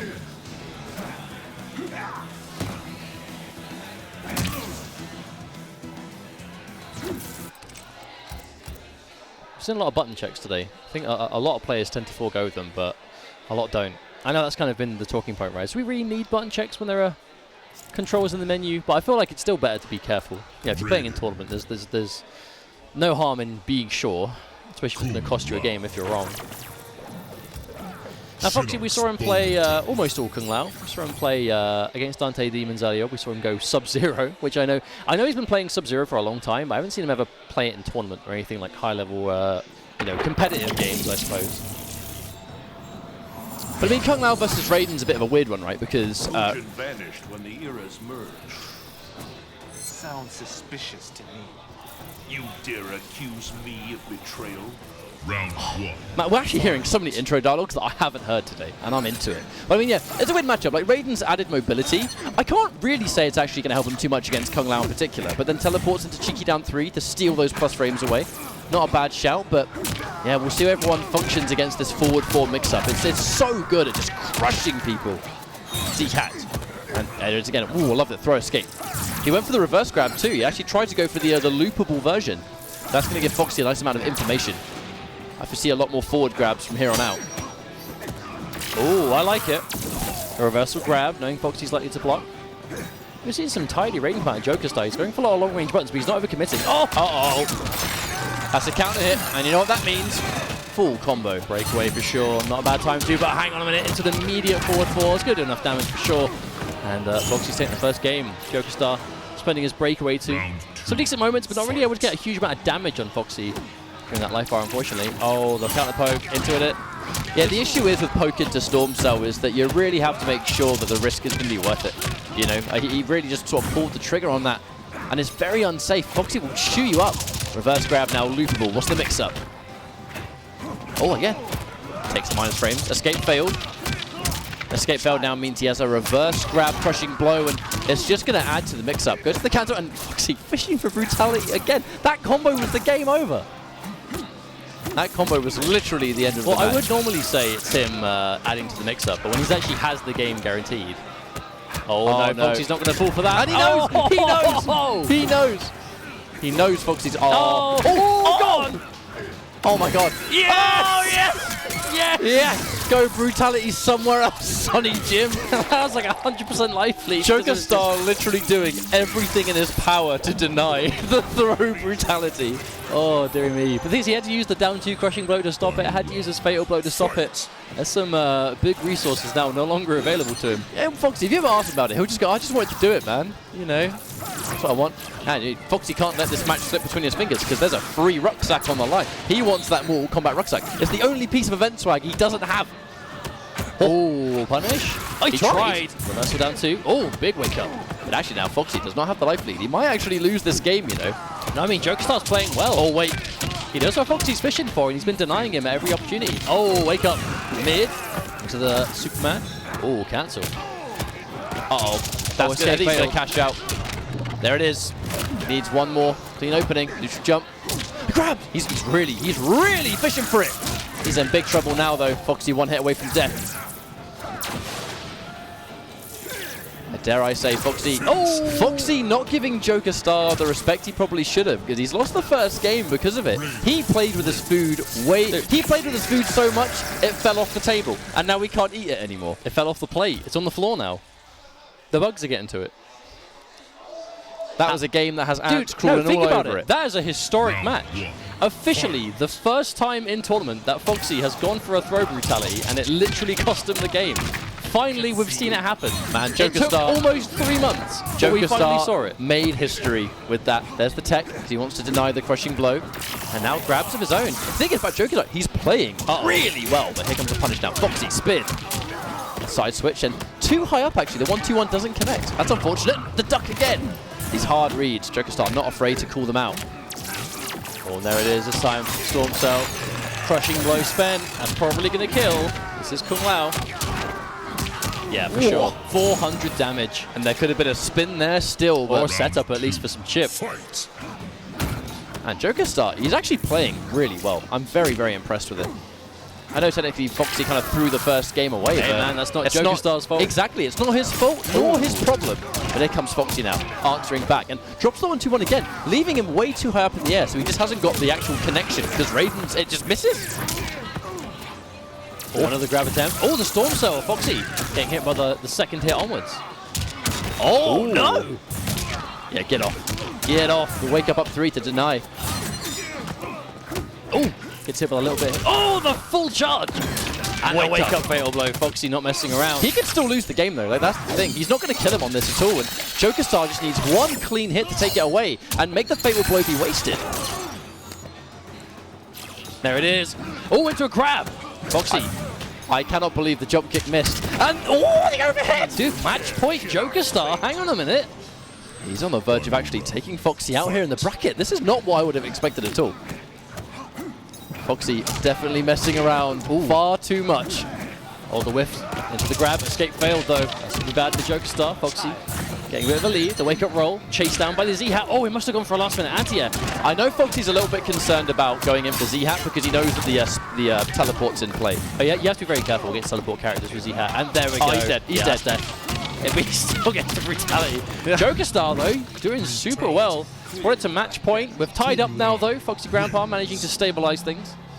Even after Foxy stopped messing around, that was still a hyper-competitive match, too. Oh, for sure. Man, I hope Joker Star's going to VSF, man. I really hope he's going to versus fighting. I hope so. I mean, it better be with a Raiden like that. Come on, dude. Ooh. Actually, don't even know if that's unsafe. Regardless, we're literally starting the game off with an escape failed.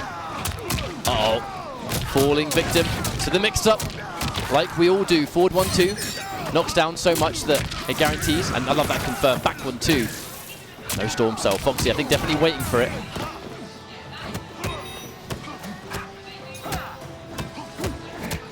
Oh, keep it so simple, man. One hit at a time. That's where these guys are playing. Foxy. Teleport hasn't been used in a while. The moment it comes out, and that was a counter hit too. Joker Star didn't get punished. He was just pressing a button on the other side. Foxy on match point, taking things much more seriously now. Round 2, fight. Oh, back-to-back teleport. Joker Star using all of his defensive bar on there against Kung Lao. Going to be eating all this damage for free now. Here comes Z-Hat. Oh, that actually might be a full life bar with no breakaway because of a teleport. Oh, drop combo from Foxy. Yeah, 2-1-2 is kind of hard, but reverse grab as well. It's just all falling apart for Joker Star at this point. Oh, And oh no! That was such a good set, but the final round just ran away from Joker Star 100%, but good effort. Very, very, very good effort. Foxy understanding that he definitely messed around way too much in game number 1 and had to start showing some respect. And the moment you've forced respect into Foxy, you know you're on the right track. No, but that was what was good for Joker Star, right? Like, he was able to not only punish Foxy really hard for, you know, fishing for the brutal, he actually took the game on it and then proceeded to take it to match point. Like, he was able to really bring it down to the wire, which is not something you typically see happen to Foxy too much in the UK. So huge kudos for that. Unfortunately, going to be dropping down to loser's bracket now, but still very much in, so don't worry about that. We'll see him again soon. Now let's have a look at our top 8. We have Video Games Yo. You may have a look again at this bracket. Video games versus Nashi TV. Yeah, so Nashi TV, the Scarlet player, right? Nashi TV, Scarlet, and Video Games Yo, who's coming up behind us. And some of you watching may have heard of him already. If you were tuning in earlier, you would have already seen him in action. But he was the #1 ranked Shao Kahn online for a very, very long time. I think he still might be. I know he's like climbing the ranks. I think he's the most successful online Shao Kahn in terms of points. And this guy's been a Shao Kahn specialist since day one. This is his first offline Mortal Kombat 11 tournament. I'm going to take some credit for this. Thanks to this layout. Hang on a minute. Your video game. Wait, let me ask the question. Right. Yes, he is still the highest ranked Shao Kahn. He is Elder God rank with Shao Kahn only. So when you're an Elder God Shao Kahn, you know a thing or two about the character, right? But ultimately, I want to take a little bit of credit for this because I was the one that made him aware of the critical combat, right? And he was like, oh, damn, I'll definitely go to that. Because I found out he was London. The moment I found out that Video Games Yo is a UK-based player, I had to hit him up and just say, hey, look, if you're aware, there is a competitive scene in the UK. There are a bunch of different territories all across the country that play and compete. There are locals around too. And if you're around, I highly recommend getting involved. He's going to Versus Fighting next week.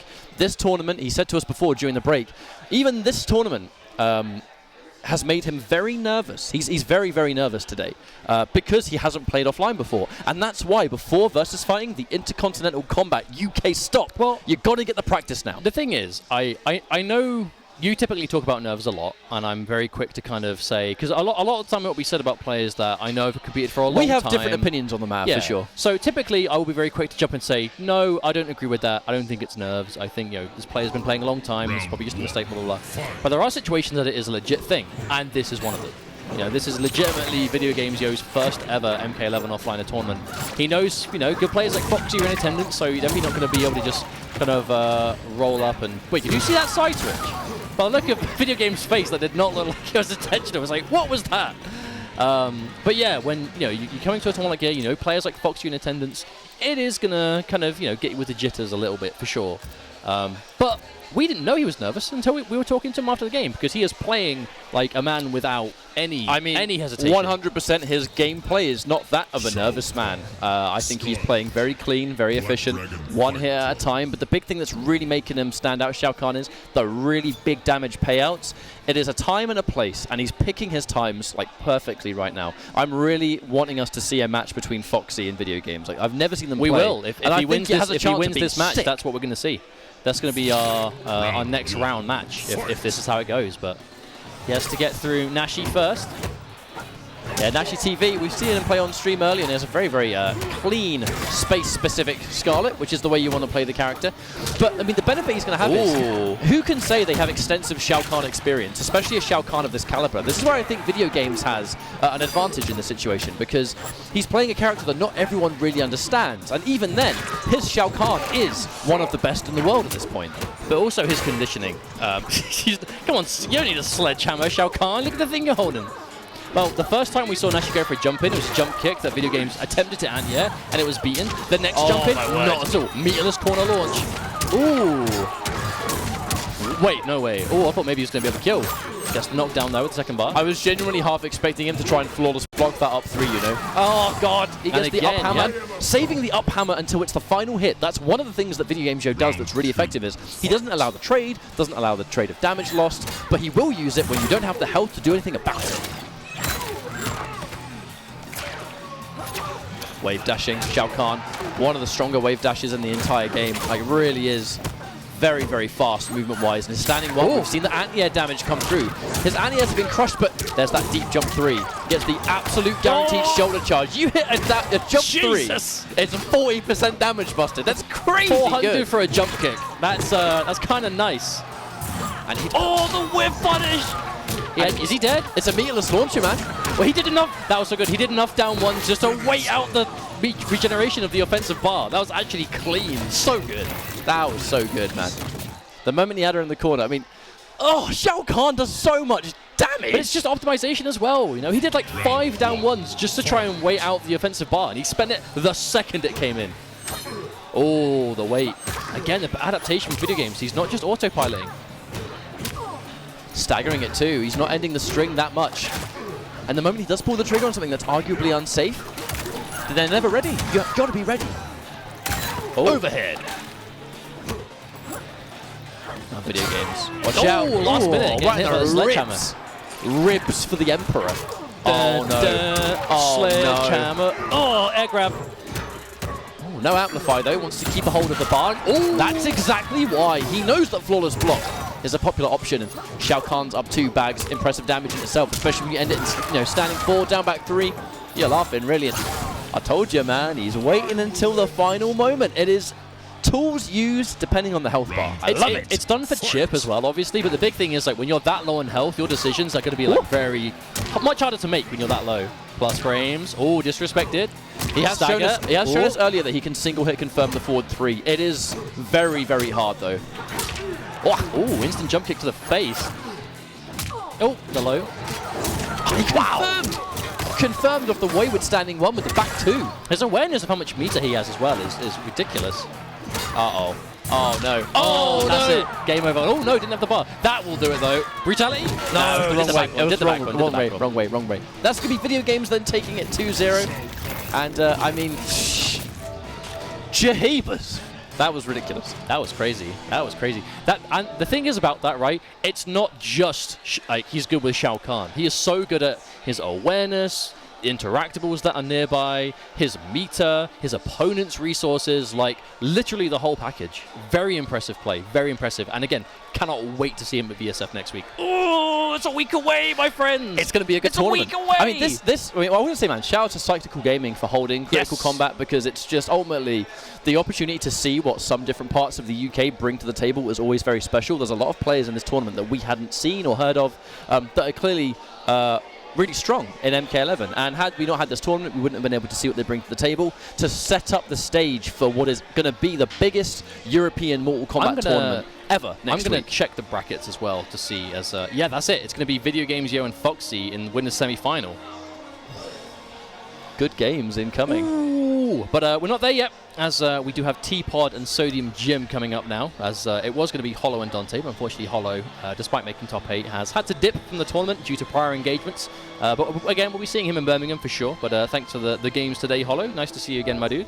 But it is, yeah, T-Pod and Sodium Gym for the last of our winners side, winners quarters. T-Pod is a player that may not have been heard of by a lot of people, but he's held in extremely high esteem by the online UK community. You know, he plays against a lot of people. Man knows his tier list, that's for sure. We saw him all the way back at the MK reveal event. We did, you know, we did. He's just been hungry to play this game, and here he is.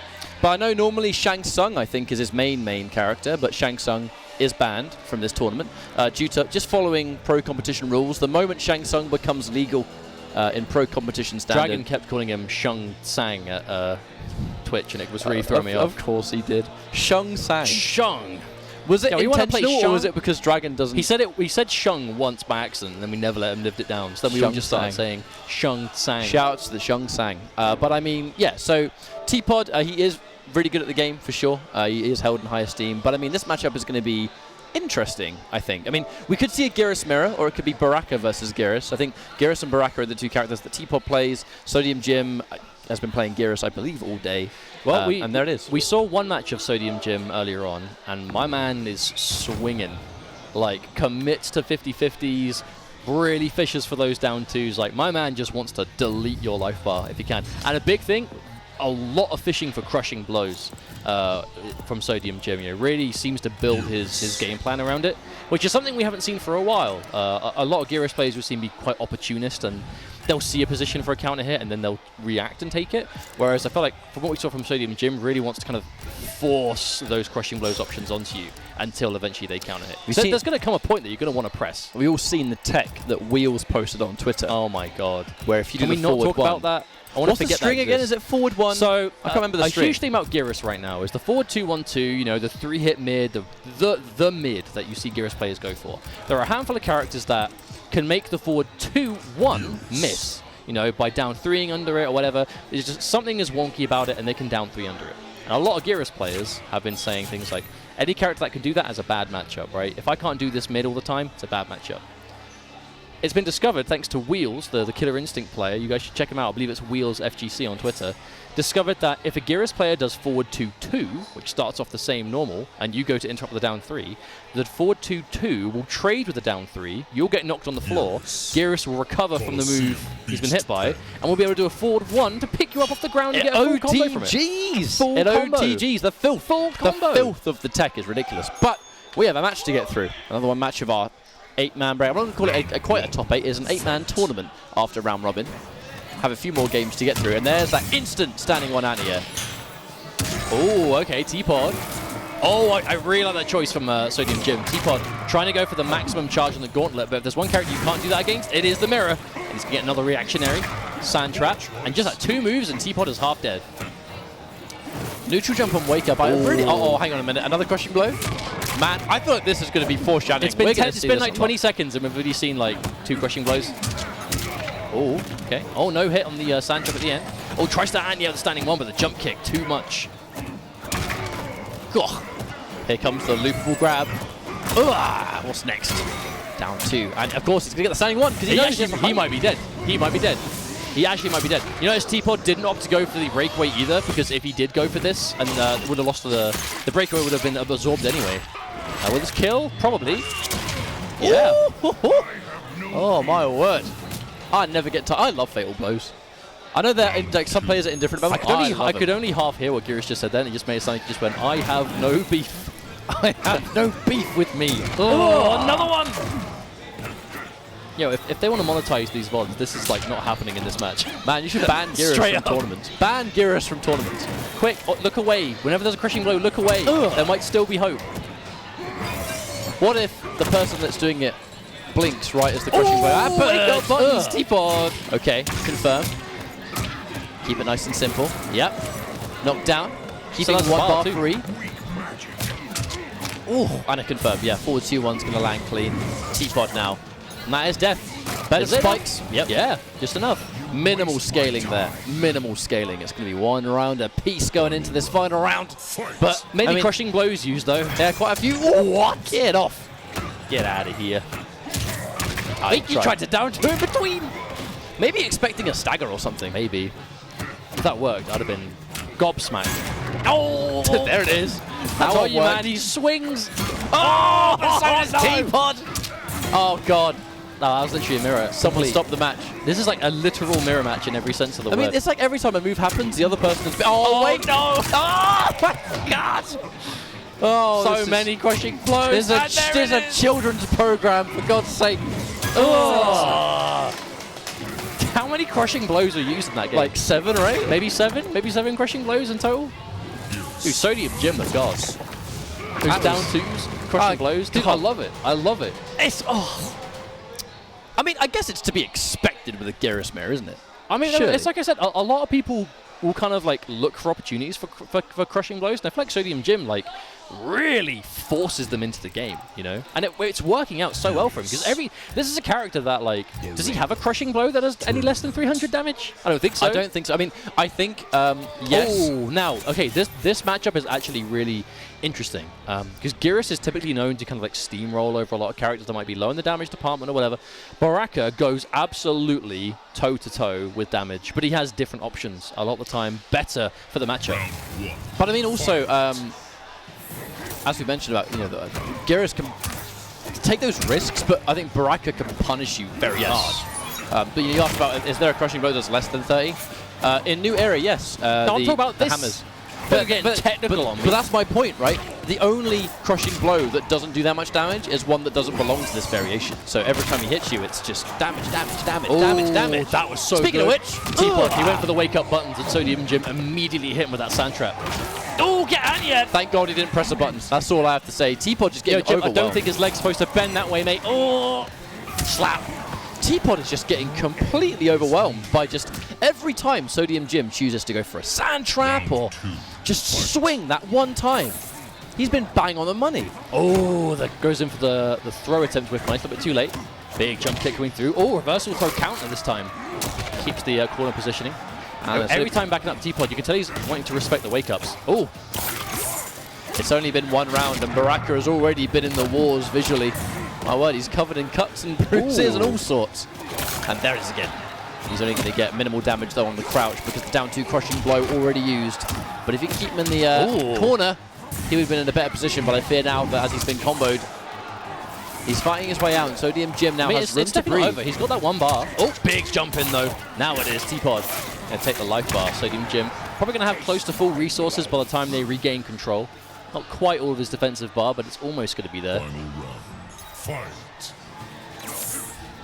Using that projectile. Oh, there's the sweep. Baraka with a very Shao Kahn tier sweep. One of the better ones in the game, absolutely. Especially in Marauder where he gets the extended pokes as well. Big punish on the sand trap on block. You see a breakaway? Yeah, we have to. But at this health, it's 1 touch. If he gets opened up by something substantial, like a standing string, he's in serious trouble. Escape failed, though. That's going to be information for Sodium Jim. T-Pod was squirming as he was trying to tech that throw. Waiting for the minus frames. Going for something a little bit slow, though. No escape failed on the throw, so Baraka not going to be as dangerous as he otherwise would have been. And now he's looking for his moment. 1 moment. Oh, wow. Hesitates on the anti-air. Dedicates into the low. I love it. I mean, the overhead would have brought him back into the fight. A much more obvious option. Oh, okay. That's huge. Breakaway forced. No. Actually decides not to. I mean, did he not break away by accident? Uh-oh. Oh, no. Is this going to be a full comeback? He has to guess right. Middle grab. Fatal blow would kill. He has to give. He backs up. I like the decision to back off. Oh, no, he gets hit. Fatal blow. He's dead. He gets it. The fatal blow comes through, and that's going to be 1 dead Geras.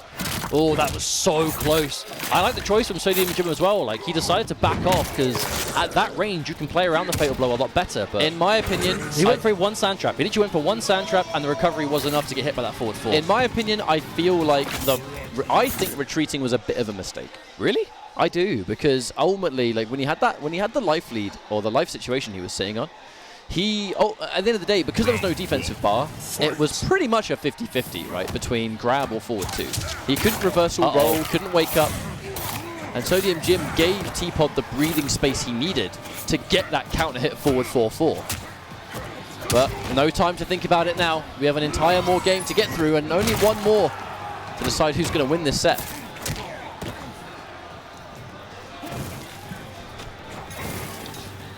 You see T-Pod really navigating around these sand traps so much better now. And it is Baraka, so if any of these jump-ins connect, it's going to be huge damage.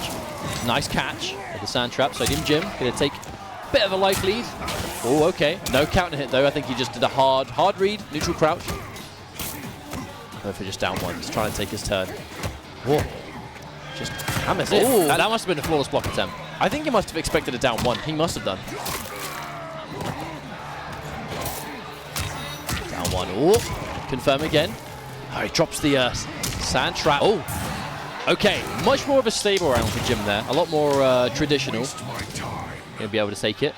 Not a lot of resources spent either. I think a lot of the time it's just Sodium Jim gets the life lead and T-Pod isn't quite able to bring it back. That was definitely a resourceless round for him. I think if you're Geras, that's dangerous too, because you now have 1 round to win and you have all of those resources locked and loaded. It's very scary. Oh, wow. That couldn't have been intentional. That must have been like a walk back into forward 2 that came out as a bed of spikes. Input window, my dude. Oh, God, look at the throw escapes. He's actually teching himself all the way back into the corner. Whoa, the anti-cross up.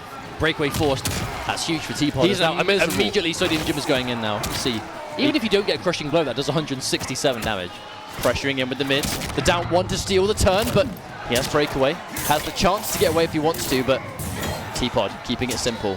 Using the breakaway a little bit late. If he gets clipped now, Baraka's going to win the round. Uh-oh. Now we are in crushing blow territory. If he gets hit by anything, it could be overhead on the 1-1-1. It could be that. Ooh, it could be the 4-2-2. He didn't press. He didn't press. But now you just need anything. Oh, the big wake up. Oh, no, he doesn't get a combo. Oh, and Sodium Jim with neutral jump. That could be intentional. Tries to react to the fail blow, doesn't get it, and there it is. The return on the down 2 is going to come through clutch, and Sodium Jim is going to be taking it over T-Pod. Wow. That was... Oh, she's going to pat his head. To me, that was one hell of a match, to be honest. That was sick. That was T-Pod really doing his best to try and swing away from the damage, but just couldn't. But I don't know what's happening. I can hear something in the background, but I don't know what's happening. Something's happening. Something's going on over there, and I have no idea. But it might have been Sodium Jim and crew being really happy with the win, which I definitely understand. But it's going to be everyone in winners, remember, for the top 8. So T-Pod's going to be in the losers now. I don't know if they're going to be playing off stream or if the whole thing's going to be done. Our next round games are now confirmed, actually. And yes. We just consult the bracket once more as we go into I didn't close that as far as I say. I'm a dummy and closed it, but I did not. So our winner semis are going to be Foxy Grandpa versus Video Games Yo, which is the match that you and I have been waiting for the longest, which looks like is what we're about to see. And I'm so excited Dante versus I'm so Sodium Jim. excited. They're probably going to ask you to sit on player 2 side, I expect, because you're player 2 in the bracket, so I expect they'll ask you to sit second place. Man, this is that advantage we have been Dude, so close. This is the interaction. Remember, they have headphones on, so they can't hear us when the match is live. So, Yeah. that's an important detail. That's a very important detail.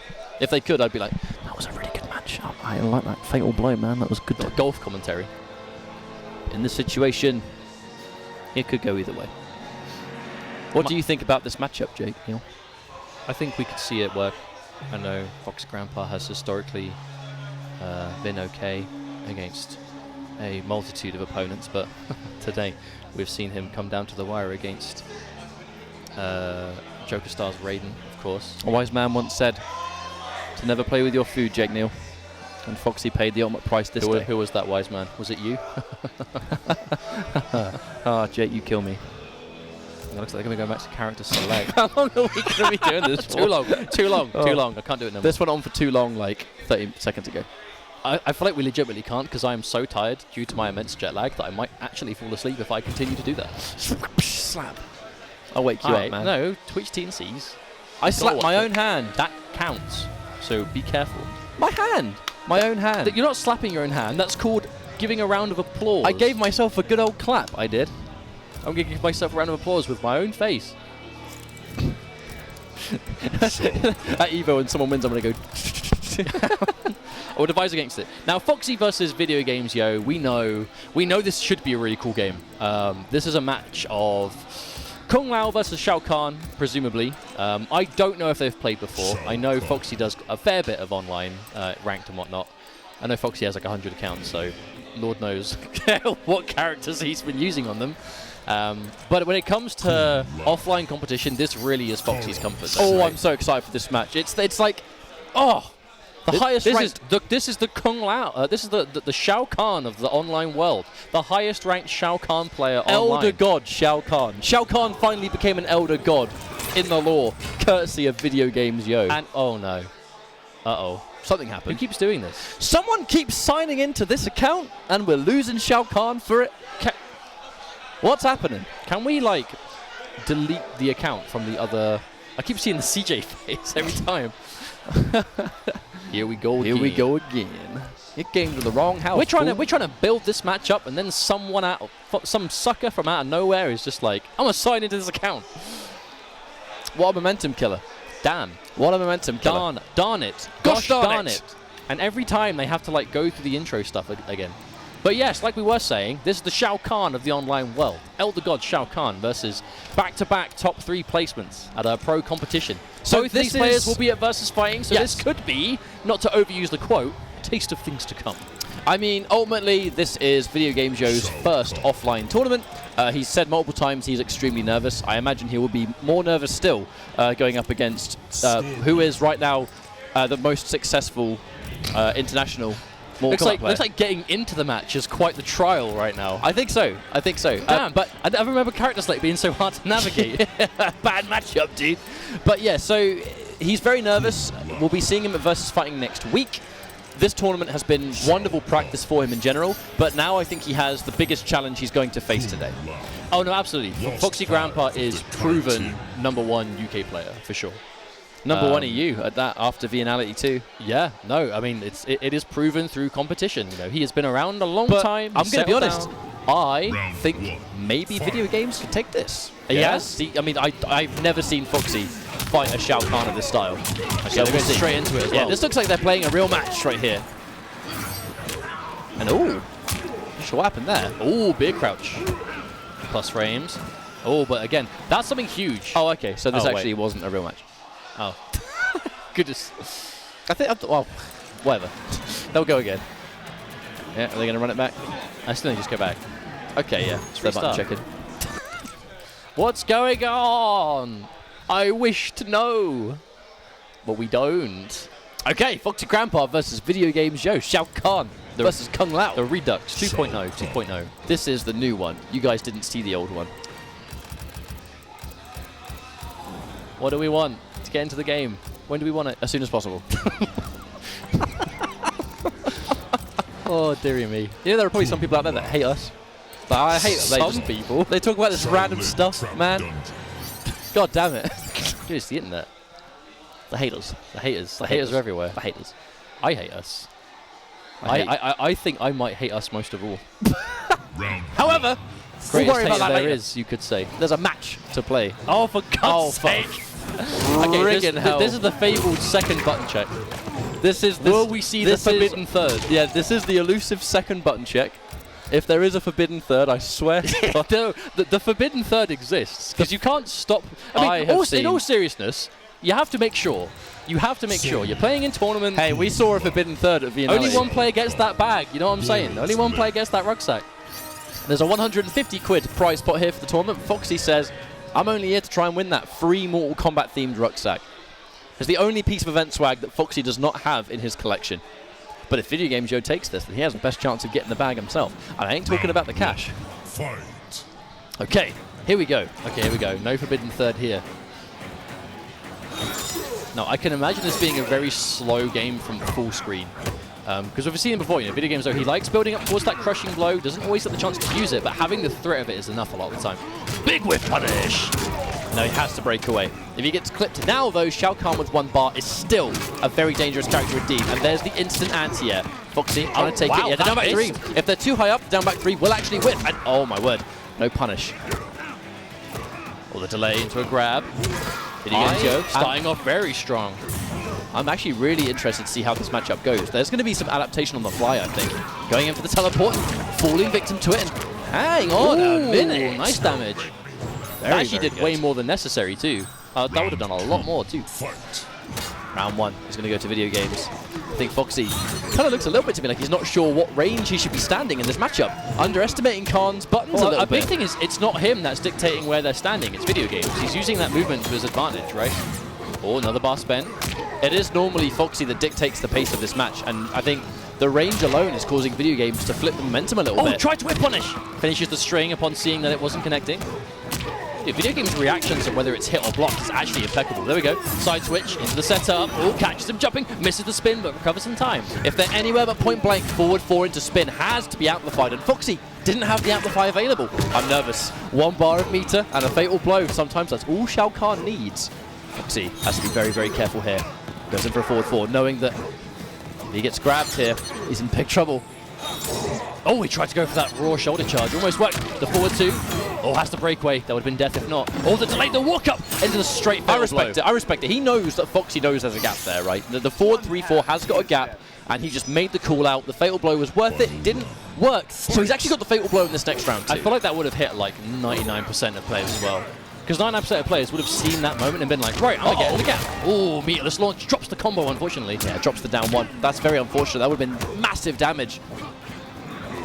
Oh, whiff on the big boot. Escape failed, though. The first time we've seen that from Video Games. It's because he knows as well, in these very like odd neutral situations where they're point blank, Video Games really likes pressing down 1. And if you go for a reverse grab when you try and down 1, you will tech the throw unintentionally. So Foxy going for the forward grab, trying to make him think about it. Oh, he tried. I guarantee he tried to single hit confirm that forward 3. It's just so hard. One of the hardest hit confirms in the game, for sure. Escape failed. Oh, yeah, he's spinning it immediately. Usually you see Foxy hold on to that, but decides it's time to pull the trigger on it right away. Big jump kick, but he recovers in time. Another grab. Not quite enough to kill, but he's going to have barely anything left. Hail Mary up 3. Oh, he goes straight through. I can't believe it. Caught the breakaway. Video Games with a clutch. How did he even go through that? I genuinely have no idea. It came out, busted. I have absolutely no idea, but I'm really hyped it did. Now, can he make it work still? Big. Oh. Oh, no, it missed completely. There's no way that's what he wanted either. I wish Shao Kahn was like a foot or 2 smaller so that would hit. That was a crazy game 1. Dude, that was a good game. That was a good game. That was such a good game, number 1, dude. Oh my god. this is still best of 3 territory as well. No, so no, for sure. But that was just game 1. No, video games do. He's going toe-to-toe, though. That's the big thing here. I expected nothing less, genuinely. There's a reason I tried to say, dude, you got to come out to this tournament if you're local. You got to get that experience because you're good enough. But the question is, right, you've got to keep whatever it was that kept the match going so even, you have to keep it up the whole time because Foxy isn't going to let up. Big neutral jump, huge read, huge payout. Breakaway force, a nice amount of damage beforehand, plus frames into the respect. Shao Kahn, very, very good at forcing. Oh, wow. You rarely see, unsafe. when Foxy thinks you're in a really comfortable defensive rhythm, he will just throw that out sometimes to mess you up. 2-3, charge, Okazemi. I like ending on the shoulder charge too, no reason to take the Annihilation knockdown. And going for the stagger, keeping it 1 button at a time. Foxy really unsure about when it's his turn to press. Oh, he's still got it. That's going to hurt. Oh, side switch as well, the air grab. Oh no. My goodness, Foxy with a wake-up fatal blow. And that actually killed. Now, question is it actually enough to kill? We're not seeing the minigame. It's just short. It is just short. He got an aggressive one? Yeah, it will be. I feel like that was because Foxy got a couple of the inputs there. And that's going to take him to match point. And again, super close. Came down to a wake-up fatal blow. Trying to really go for the spin. Forward 1. It's going to reach. The forward 4 definitely wouldn't have reached from that range. Big C Foxy, seeing that video games has gone for an empty jump and opts to go for a Z-Cat instead. Big range dive kick. And he's immediately kind of been able to, I think, reverse the pace. Video games was commanding the pace of game 1 for a lot of it. I think a big part of it. Oh, this is huge. He can't. He clips Foxy. Foxy knows he's going to go swinging. Now, the one issue with the Dark Priest buff is often Shao Kahn players, they can be quite eager to try and just make it work because it's worth it, right? The damage is so crazy. There's no point going into Dark Priest if you're not intending on actually doing something with it. And Foxy knows that. Plus frames again, tries to jump out. Video game's very low. Wow, he goes for the standing 1, but the roll just clips on the other side, and Foxy is going to take the second game. 2 rounds back to back. But I mean, that was a great game. That was a really, really good game. I believe it's 2 out of 3 still. Yeah, because we're not winners finals yet. We're not in winners finals. Is that 2 out of 3 or 3 out of 5? Huh? It's not winners finals, is it? Are you doing pro competition? Pro competition is 3 out of 5 top 8. Pro competition is 3 out of 5 top 8. We're not. We're far in top 8 now, aren't we? We should be doing this right now. Oh, okay. The official rules is 3 out of 5 for the entire top 8. I mean, I don't know. Yeah, crowd are saying it's first 2. All right, so staff are saying first 2, so it is in fact first 2. It'll be 3 out of 5 winners, losers grand. Oh, I expect it's also maybe a venue thing, of course. You know, there's only so long you can have the place for. So. Hey man, he really brought that to Foxy. The second game was just a game of pace, honestly. Like if you're able to throw Foxy off his own pace, it can get quite awkward for him. But the moment he kind of finds those parts of the screen he wants to sit at, and a big thing as well was Foxy kind of just getting clipped less in the second game. There's really odd situations where, you know, at the end of the day, that will either work or it won't. I mean, we saw at Vianality, Tekken Master versus Foxy. I've never seen a player guess right on a neutral duck as many times as Tekken Master did. And look at the roll. He gave him like a game and a half lead. But if you're willing to dedicate to those reads, that's where it happens. But it's not easy to do that, right? It requires a lot of composure, because it's not just I'm going to just crouch and see what happens, right? It's effectively an educated You guess, get comfortable with those positions, yeah. so you should. You start feeling what's going to happen, like, you know, does he tend to go for grabs more off of hit down 3s because he knows you're likely to block? Does he do so after, you know, does he alternate mid throw? Has he done a mid 100 times? Have I teched a grab? Does he have escape fail ready? Like, there are so many factors that come into play. How much meter does he have, kind of thing, right? Because if he hasn't got a bar, then maybe the throw's coming, because the time it takes the throw to happen, you might regenerate a bar again. Who knows? There are so many different parts at play. When it comes to that, again, it is a basic mix-up, but there's so much information you have as a player to digest, to kind of read what one might be happening on the back of it, which is why you tend to see like only the real. There's a reason he kind of breezes his way up to the absolute top level of competition, right? In most tournaments, typically we don't see. I mean, when was the last time we saw him struggle in pools or anything beyond, you know, before like maybe top 64, top 32, perhaps, you know, because he just has that style that he knows to just plow through players unless they are absolutely ready with the right mindset. And video games, consider this his first ever tournament, to take that first game so close to the wire.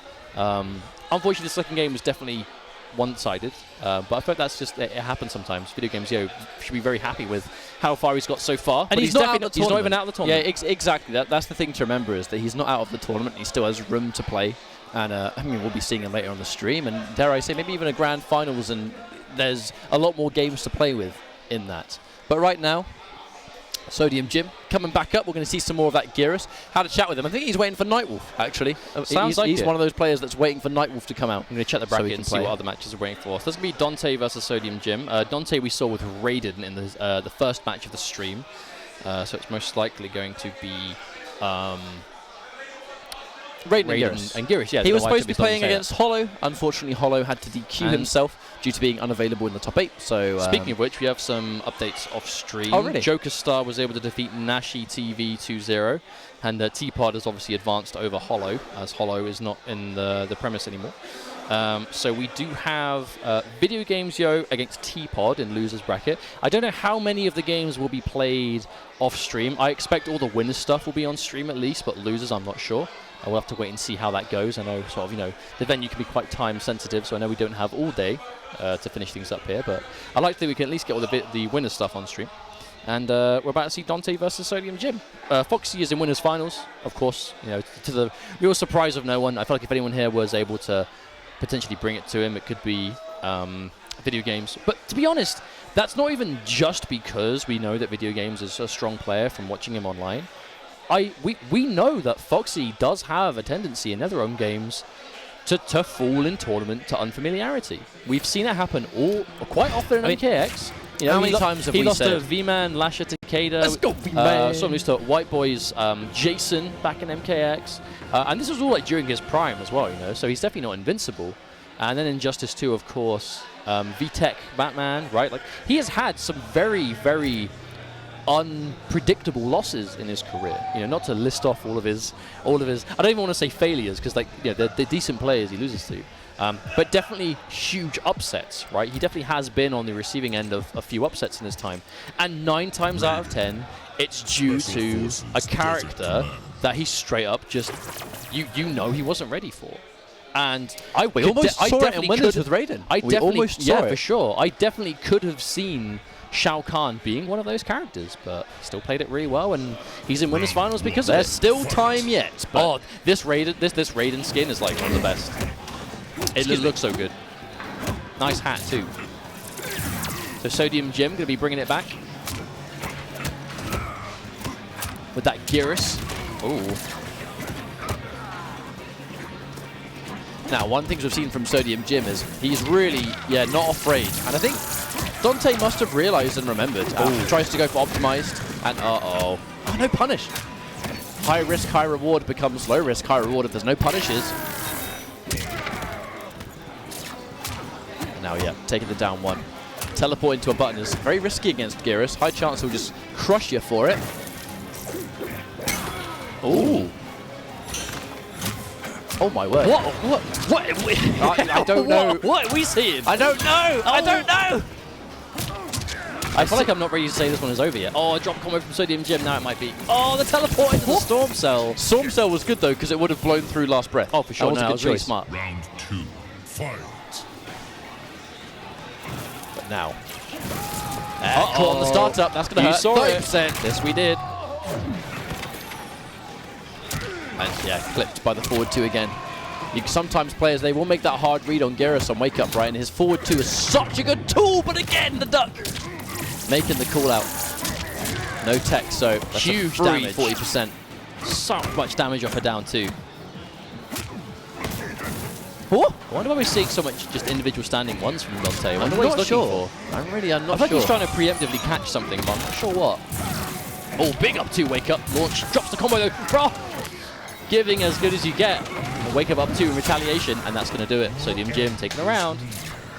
This has been a pretty chaotic game 1, it has to be said. Fight. Oh, let's teleport. It looks like he was ready to go for it. Was Sodium Jim. Tried to catch it at down 4. Hit confirming. Bed of spikes. Just built the bar, so couldn't amplify it yet. Oh, back-to-back down 1s. Good throw tech from Dante. Oh! And that's got to suck. When you finally reset to neutral and get tagged by Sand Trap, it's advantage Geras again. Sodium Jim really laying on the pressure. Thick, big counter hit. Drops it again. Well, you can tell that Sodium Jim is really fishing for that counter hit forward too. You know, he's looking for that crushing blow, and even if he doesn't get it, he's got loads of good knockdown frames, which give him a good position anyway, and he's dead. Snap! Eat that 50-50, bro, and game number 1's going to go to Sodium Jim. That's literally the first time we've seen Sodium Jim go for the 1-1-1 as well. And it was when either or would kill. Yeah, that's what I actually really like. Either the low or the overhead would have killed, so he took it as a free 50-50 and finally went for overhead. Whoever wins this game is going to face Foxy Grandpa in winners finals. Yes, indeed. A lot to play for here. Yeah, down forward to Sand Trap. It pushes back so far that it's pretty much safe against a lot of characters. It depends really on how far away you are. I feel like Raiden will be able to punish it by just like walking forward and going for a back one. But it depends whether we'll see it or not. So we are seeing Sodium Jim go into it after pokes almost all the time. Usually just down 4. Big Storm Cell coming through. Again, tried to go for the side-switching optimal. It looks like he's doing it way too early, it looks like. Well, it actually looks quite tight, but I imagine so. If you wait too long, you're going to whiff the full string. Speaking of whiff, whiff and a grab. I feel like we've seen Sodium Jim get the crushing blow down too in like literally every game he's played on stream today. Not going to kill, but this is close. Oh, okay. A little bit later, and that short probably would have beat the roll, actually. Uh-oh. Okay, raw Sand Trap. Sodium Jim, 1 life bar away from getting winners finals. Just needs this round, and he's going to face off against Foxy Grandpa, who's lying in wait. A little bit more work left to go. The forward 4. I feel like if you're going to play Raiden, sometimes you have to Storm Cell on block. In the situations where the opponent least expects it. It's usually done as a counter poke. So you do like down 1 into it, or down 4 maybe. You're so used to players like blocking pokes and then just moving straight away, and they move straight into a launch. Oh, big wake up. Another throw escape. Sodium Jim will not get thrown. And again, every time there's a neutral reset, he's landing these sand traps. So does Emmy. You see what the play's going to be. Sits there and holds. And, counter hit. I wonder what he tried to do. So he tried back-to-back forward 2s, but Dante had that advancing mid much faster. Big throw coming through from Sodium Jim. Going to throw him straight in. Actually, no. Keep himself in the corner. Oh, big storm. He tried so hard to punish it.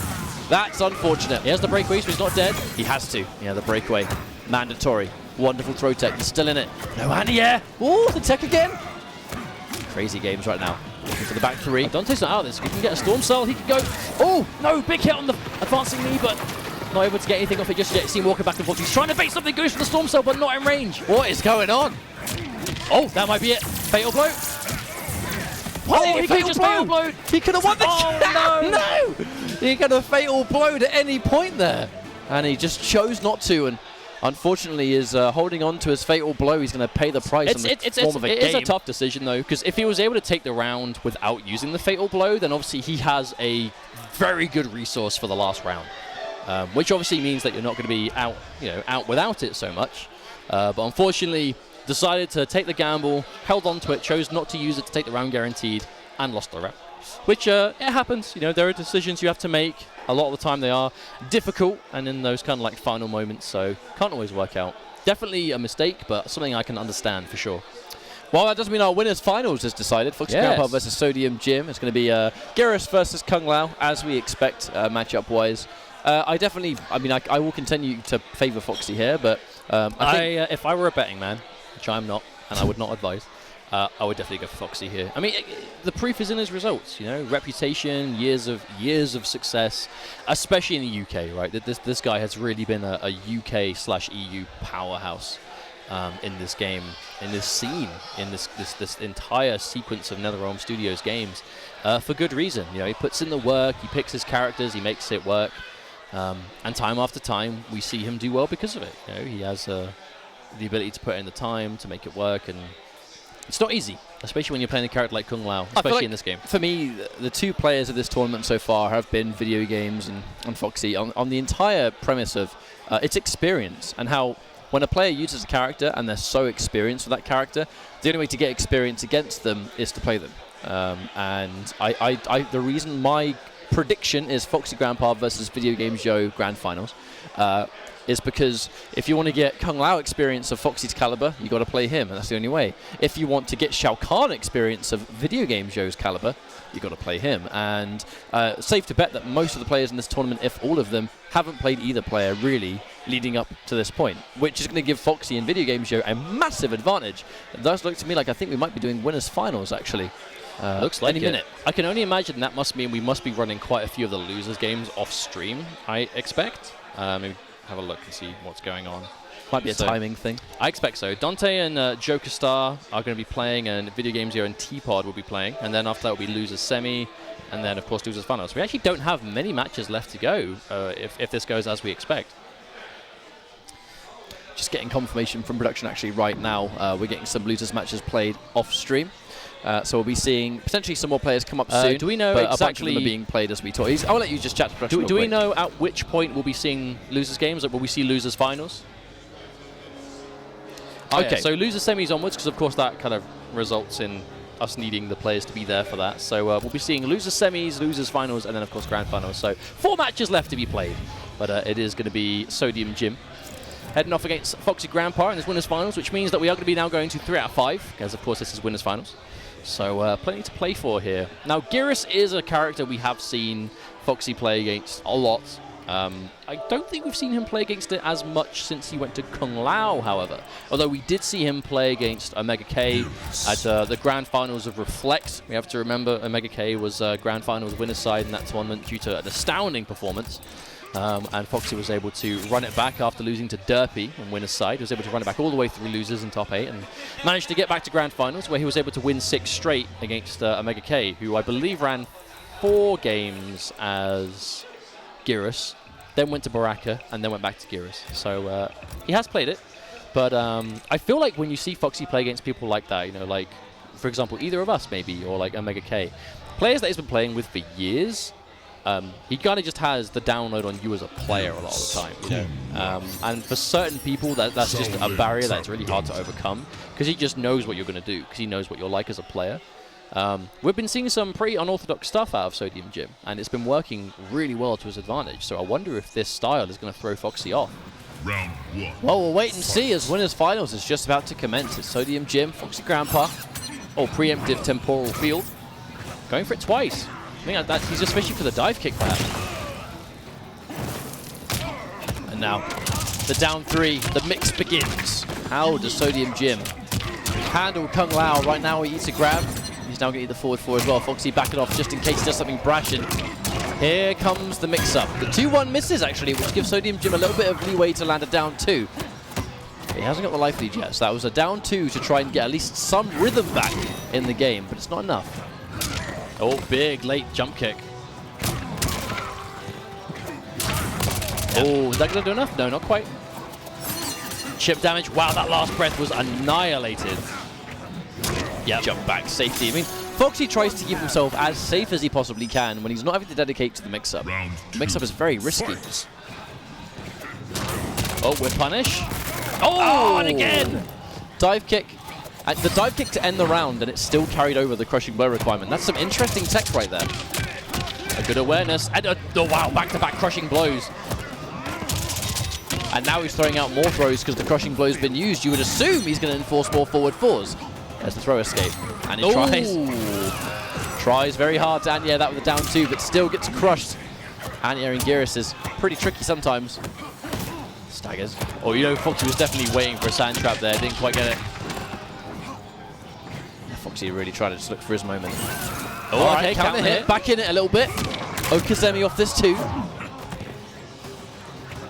And oh, there it is. I think that's why Foxy was. I think that's why Foxy was expecting some sort of advance. The moment Sodium Jim backed up on Foxy's own wake up, it actually gave Foxy the breathing space to jump back and wait for a button to dive kick, which is exactly what happened. I started being careful though. Very low on health. Didn't want to get tagged by pretty much anything.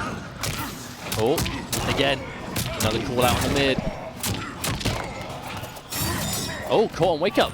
This is the combo, but wow, not only gets a grab after the drop, but an escape failed too. That was absolute best case scenario. Another escape fail, and this is where it gets dangerous. When he has that crushing blow back throw loaded, every forward throw becomes all the more guaranteed. Forward 3 connects, but just a single one, so Foxy gets some leeway. Forward 4 now, no Amplify, so he's dead for sure. And no Amplify having to be spent, so Foxy's in a fantastic position. He's got all of his resources, and now he's up around 2. Still holding on to that crushing blow throw as well. Jim has to be really careful. Another combo coming through. Amplified spin, full combo. And a big wake up coming through. Finally, Sodium Jim decides to do something on defense. Very expensive though. He's lost both of his bars of Amplify. But he got him out of the corner, which is dangerous. Oh no! Drop combo after the down 2, but a huge amount of damage regardless for the single hit. He still has that crushing blow throw. You'll see it, I wonder. Forward 4 again. You know he's looking for the crouch, but it's Foxy now. Oh, fish. No. Oh my god. In winners finals, he fishes for brutality. I thought that was a drop. How silly of me. It's Foxy. Of course he was fishing He for could it. have turned that string into a spin and ended things there, but he's like, no. That's not the way. That's not the way. That's not the way. I wonder if Foxy has the highest count of brutalities landed in tournament. Is that even contestable at this point? Has to be like, of course, obviously. And it's off a throw. It's the one you can't guarantee. Oh, in Foxy's mind he can. And now he's 2 games up. Here And there it is, crushing blow. Ouch. Elbow to the chin. You see him kind of dancing backward and forth. He's trying to bait buttons to get that dive kick with punish. Ooh. Hesitant on the down 2. Another throw. Escape failed. Escape failed means one thing. Absolute damage. It's deleted now though, thankfully. Remember folks, the tech of the throw does undo the escape failed. Oh wow, another one. Ugh. Spends it again. Knocked down into Z-Hat. Oh, and it's not safe. Not safe to Z-Hat. You still trade it and lose the bar anyway. Chip territory. That last breath is gone. He hasn't got any bar for a while. He hits him with anything and it's over. Oh! Guided hat to the knee. It's going to put Foxy Grand Power match point. 1 life bar away from Grand Finals. Just needs to get 1 round and Foxy's going to be it, man. Grand Finals. Which may be the expected result, but there's something so crazy effective about this mix-up that I feel like it's the fact that every player, really, regardless of skill level, has to hold it. And I think that's the effectiveness of the whole thing. Amplify now, knockdown, Z-Hat, cancels because he expects a wake-up attack. He wanted a bigger punish. Oh. Interesting time grab from Foxy there. Trying to anti-air. I mean, it's pretty good now. I don't know if it will do that. Oh, big hit confirmed to better spikes. Oh, why'd spend both bars? I think that was a good decision. It would have almost tied things out, but slowly but surely we're just seeing this life just get chipped away. Ah, good throw tech. Wonderful tech. Oh, another throw this time. How advantage it as he press it. As he does, the walk down. Oh, tagged him with the low. No counter hit. I think Foxy was maybe expecting a lone forward 2 stagger. And, look up. Oh, fatal blows do crush the armor of fatal blows. Let's not forget, even though Foxy got his first, Sodium Jim getting his second actually was the advantage. That's 100% going to do enough damage, and Sodium Jim is going to take 1 life bar, get around on the board, which is important. It's just for mental, if anything. Oh, it was quite a steamroll up until that point, so it's really important to just stunt the momentum in anything. Especially now he's got the first hit. Can he run away with this? The whiff. Okay, huge, big hit confirmed. This is more like it. Sodium Jim. Breakaway is forced. Now if he can lay it on. Big. Down 1 connecting. And all this advantage for Sodium Jim. Oh. And now, no breakaway. Yeah, Foxy definitely expecting a breakaway at some point, but another good throw tech. I really like these throw techs. They've been keeping him in the fight, 100%. Oh, no whiff punish on the forward 4. Foxy tries to get a crushing blow of his own. He knows he's going to press. That's what the down 3's for. These throw techs from Sodium Jim have been so good, but he still finds himself back in the corner. Okay, down 4 and the sand trap connects. Foxy. Can they get tagged? Forward 4 again. And now we're in flail bow territory. Dangerous indeed, and there's the confirm. Foxy going to take this series 3-0 versus Sodium Jim, who now lies in wait and loses finals. Foxy's going to be our first grand finalist for Critical Combat. Yeah, well played all around. That is the Foxy style. I don't know what they said, but it's pretty funny.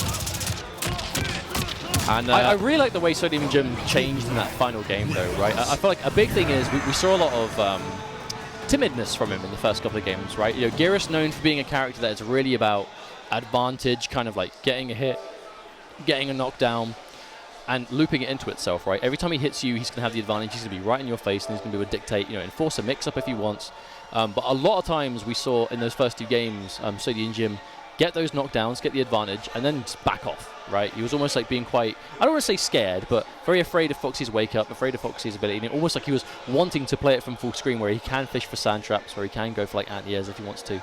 And he just wasn't really working out that way. So in that last game, he really decided to kind of flip the switch and go, right, well, if I'm going out like this, I'm going to be a bit more aggressive. And that one adjustment was enough to get a lot of damage on the table. On the back of that reversal fatal blow and the first round of the last game, all through most of the rest of the round, it was really well played.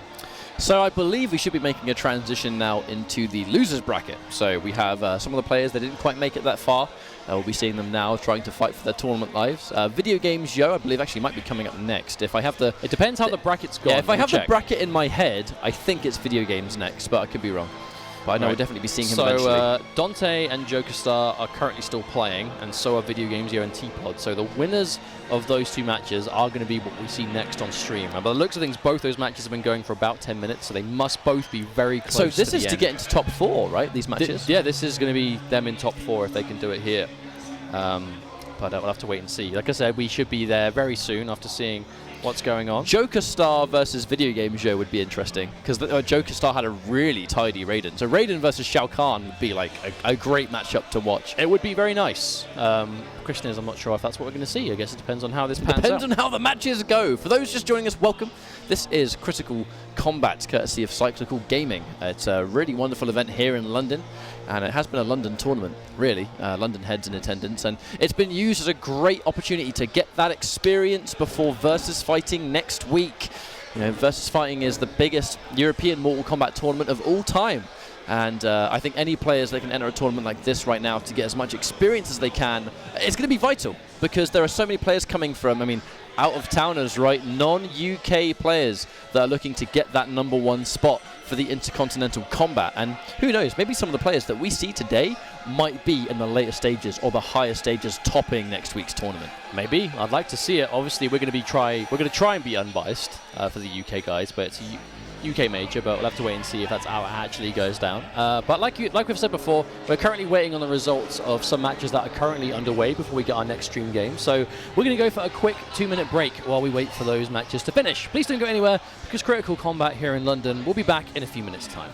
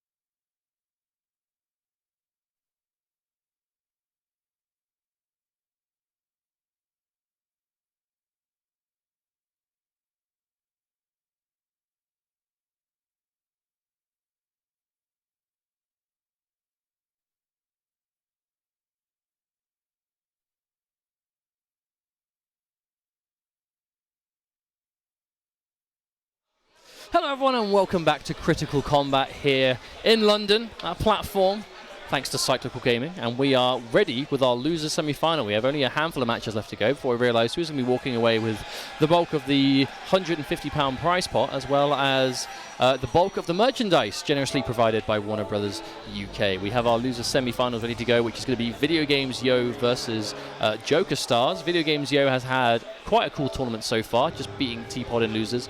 And with that Shao Kahn, the Shao Kahn of the online world. It's his optimization. I actually was watching his off-stream match against T-Pod while this break was taking place, and I mean, in the final game they played, it was a 50% corner combo with Fatal Blow, where he had literally was one hit away from death, and he clipped him and did a perfect corner combo into Fatal Blow, which killed. And then in the final game, in the final round, it was Dark Priest buff into 1-4, but clip him, yes please. Crushing blow and dead. So I mean, it kind of, to me, it kind of just constantly contributes towards my point, which is that what makes Video Games Yo Shao Kahn so scary is just his sixth sense of when to pop those really big payout options that Shao Kahn has. I've yet to see it miss. I've yet to see it fail. He just has this foresight for when he should go for, when he has Dark Priest, when it's a good time to swing or patiently wait for a whiff punish, or if they're going to sit and be patient, how we can try and maybe force the issue. When he's got Fatal Blow, he makes it count every time he's got it. Speaking of which, crazy. Though, Joker Stars, I think we're speaking of Video Games Yo at length, but we haven't talked much about Joker Stars. He's done so good. He has had a really good tournament so far, was able to bring Foxy down to match point against him until Foxy was able to pretty much make the comeback. Foxy was caught with his pants down a little bit trying to fish for brutalities, and Jokestar fully made him pay for it. And here we go. It's going to be Raiden versus Shao Kahn.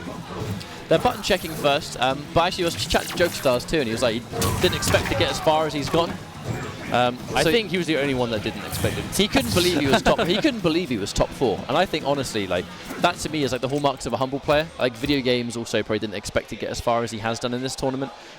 Both players have kind of expressed nerves today. Definitely, Video Games Show has been extremely nervous. I think he knows there's like a lot of expect to his fan base, of which there is, because he goes on, he streams on YouTube and he does YouTube videos all the time for Combat League. Let's not forget, Elder God Shao Kahn is ridiculous. Is he the only Elder God Shao Kahn? I don't know. I will admit, I'm not. I don't know if I can say he's the only, checked, but he definitely was one of the first, if not the first. I would go on record as to expect. But of course, it's going to be our loser semis. Winner of this is going to make losers finals against Sodium Jim.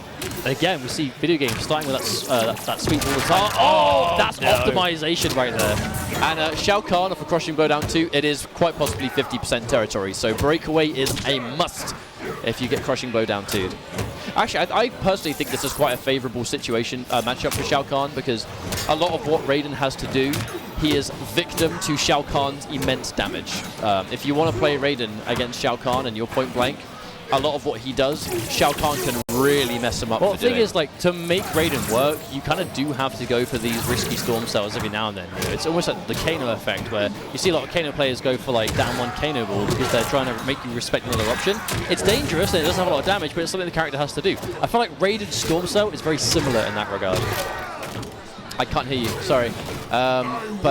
The first round going there with Shao Kahn, I think the breakaway was a mistake. I think the breakaway was a complete mistake. Oh no. Oh no. No. Not the most damage, but for a standing one at the air.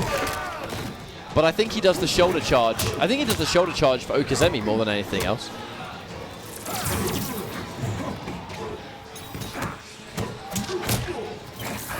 Ooh! He's going to get clipped, man.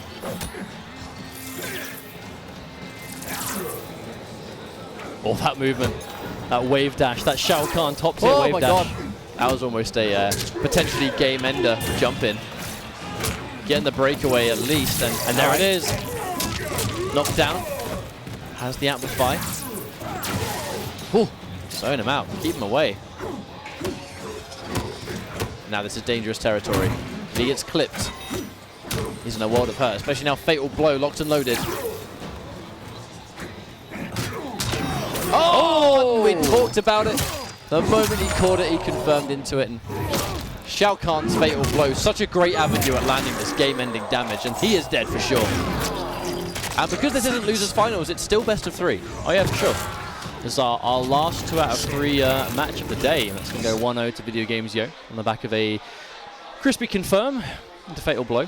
I swear Shao Kahn's Fatal Blow, like the last hit of it, does so much more than like every other Fatal Blow's last hit, including like Scarlet. I would wager. Oh! So much of what Shao Kahn has forces you to break away. And the danger is, you almost feel like you're on timeout. You just movement, you see. Oh! That's going to hurt. Oh! Finish it off. 35%. Sweeps. The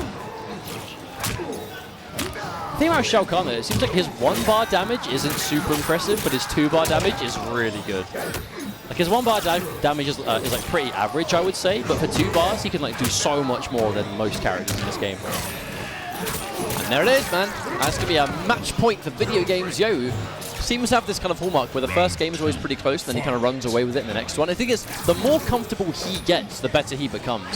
I've said to him, this is why I think this tournament was so important for him to attend. Oh, that must have been intentional. That mustn't have been intentional, yeah. All right, counter hit, crushing blow. Somewhat of a fight back in there.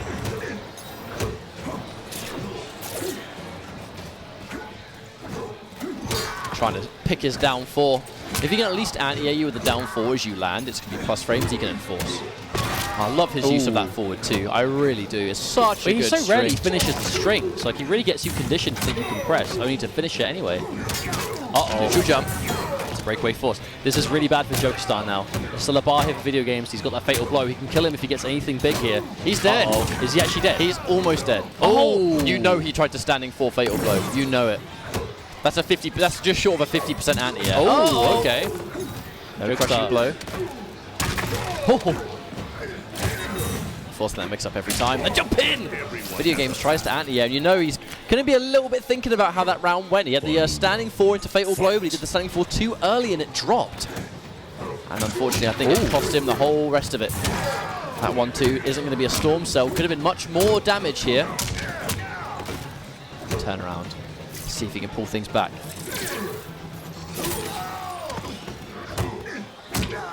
Yep, you can't forget. Forward 4, I think, is +4 for Shao Kahn. Oh. First I've seen him do that in a while. Counter poke annihilation. I love the cancel. I love the awareness. Oh, no. He held it. He had no bar to cancel and Video Games already. Uh-oh. He's not dead, but he's one setup away from it. Ah! My word. Oh, no! Back 2! And there it is again, actually, saving it until the last second. I really love his use of the Wrath Hammer up toss. It's so good. Uses it when you have no health to take the trade, and it's just free damage. You're squirming trying to deal with it. But that does mean that Joker Stars is out of the tournament with a respectable 4th place. But it's Video Games Yo versus Sodium Jim as our losers finals. Yes, indeed. Video Games should be able to just stay seated, I think, while we get Sodium Jim up to the plate. Wow, just like that, we're actually already nearing the end of this tournament. Hasn't felt like a particularly long one, but it's been a decent day. You know, we had some really strong games all around, and plenty more to come now. As what do we expect to see here? I feel like Sodium Jim has been consistently sticking to his style, and it's been working out really well for him. He didn't look completely helpless versus Foxy, though I think Video Games Yo had put up more of a fight. Between the two of them, though, if Sodium Jim is as confident in fishing for his damage, I think that could be a bit of a problem for Video Games Yo, considering just how dedicated Sodium Jim is to fishing for that damage. Yeah, he's dedicated to it, and Video Games Yo, even though he plays very calm and calculated, he does sometimes swing at ranges he thinks are fine, right? But if you're the kind of Gyros player that's content with swinging all the time, you have a very high chance of catching someone who's just so happens to be sticking out a button. You know, it's going to almost force a lot of discipline out of Video Games Yo to be patient, wait for those minor situations, and then take his turn, rather than constantly trying to play footsie, sticking out a button, and then you get clipped by a forward 1 into crushing blow. Can Shao Kahn's shoulder charge punish Sandtrap? Probably. If it does, that's going to be huge here. I assume that. I assume so. A lot of Sodium Jim's neutral does come down to those sand traps. I've never tried it myself, so I'm not 100%, but maybe. Sure. If that's possible, then it's definitely a big deal. This is where, if we had a break, this is where I'd like pull out the Switch. And test it out. Pull out the Switch and test it.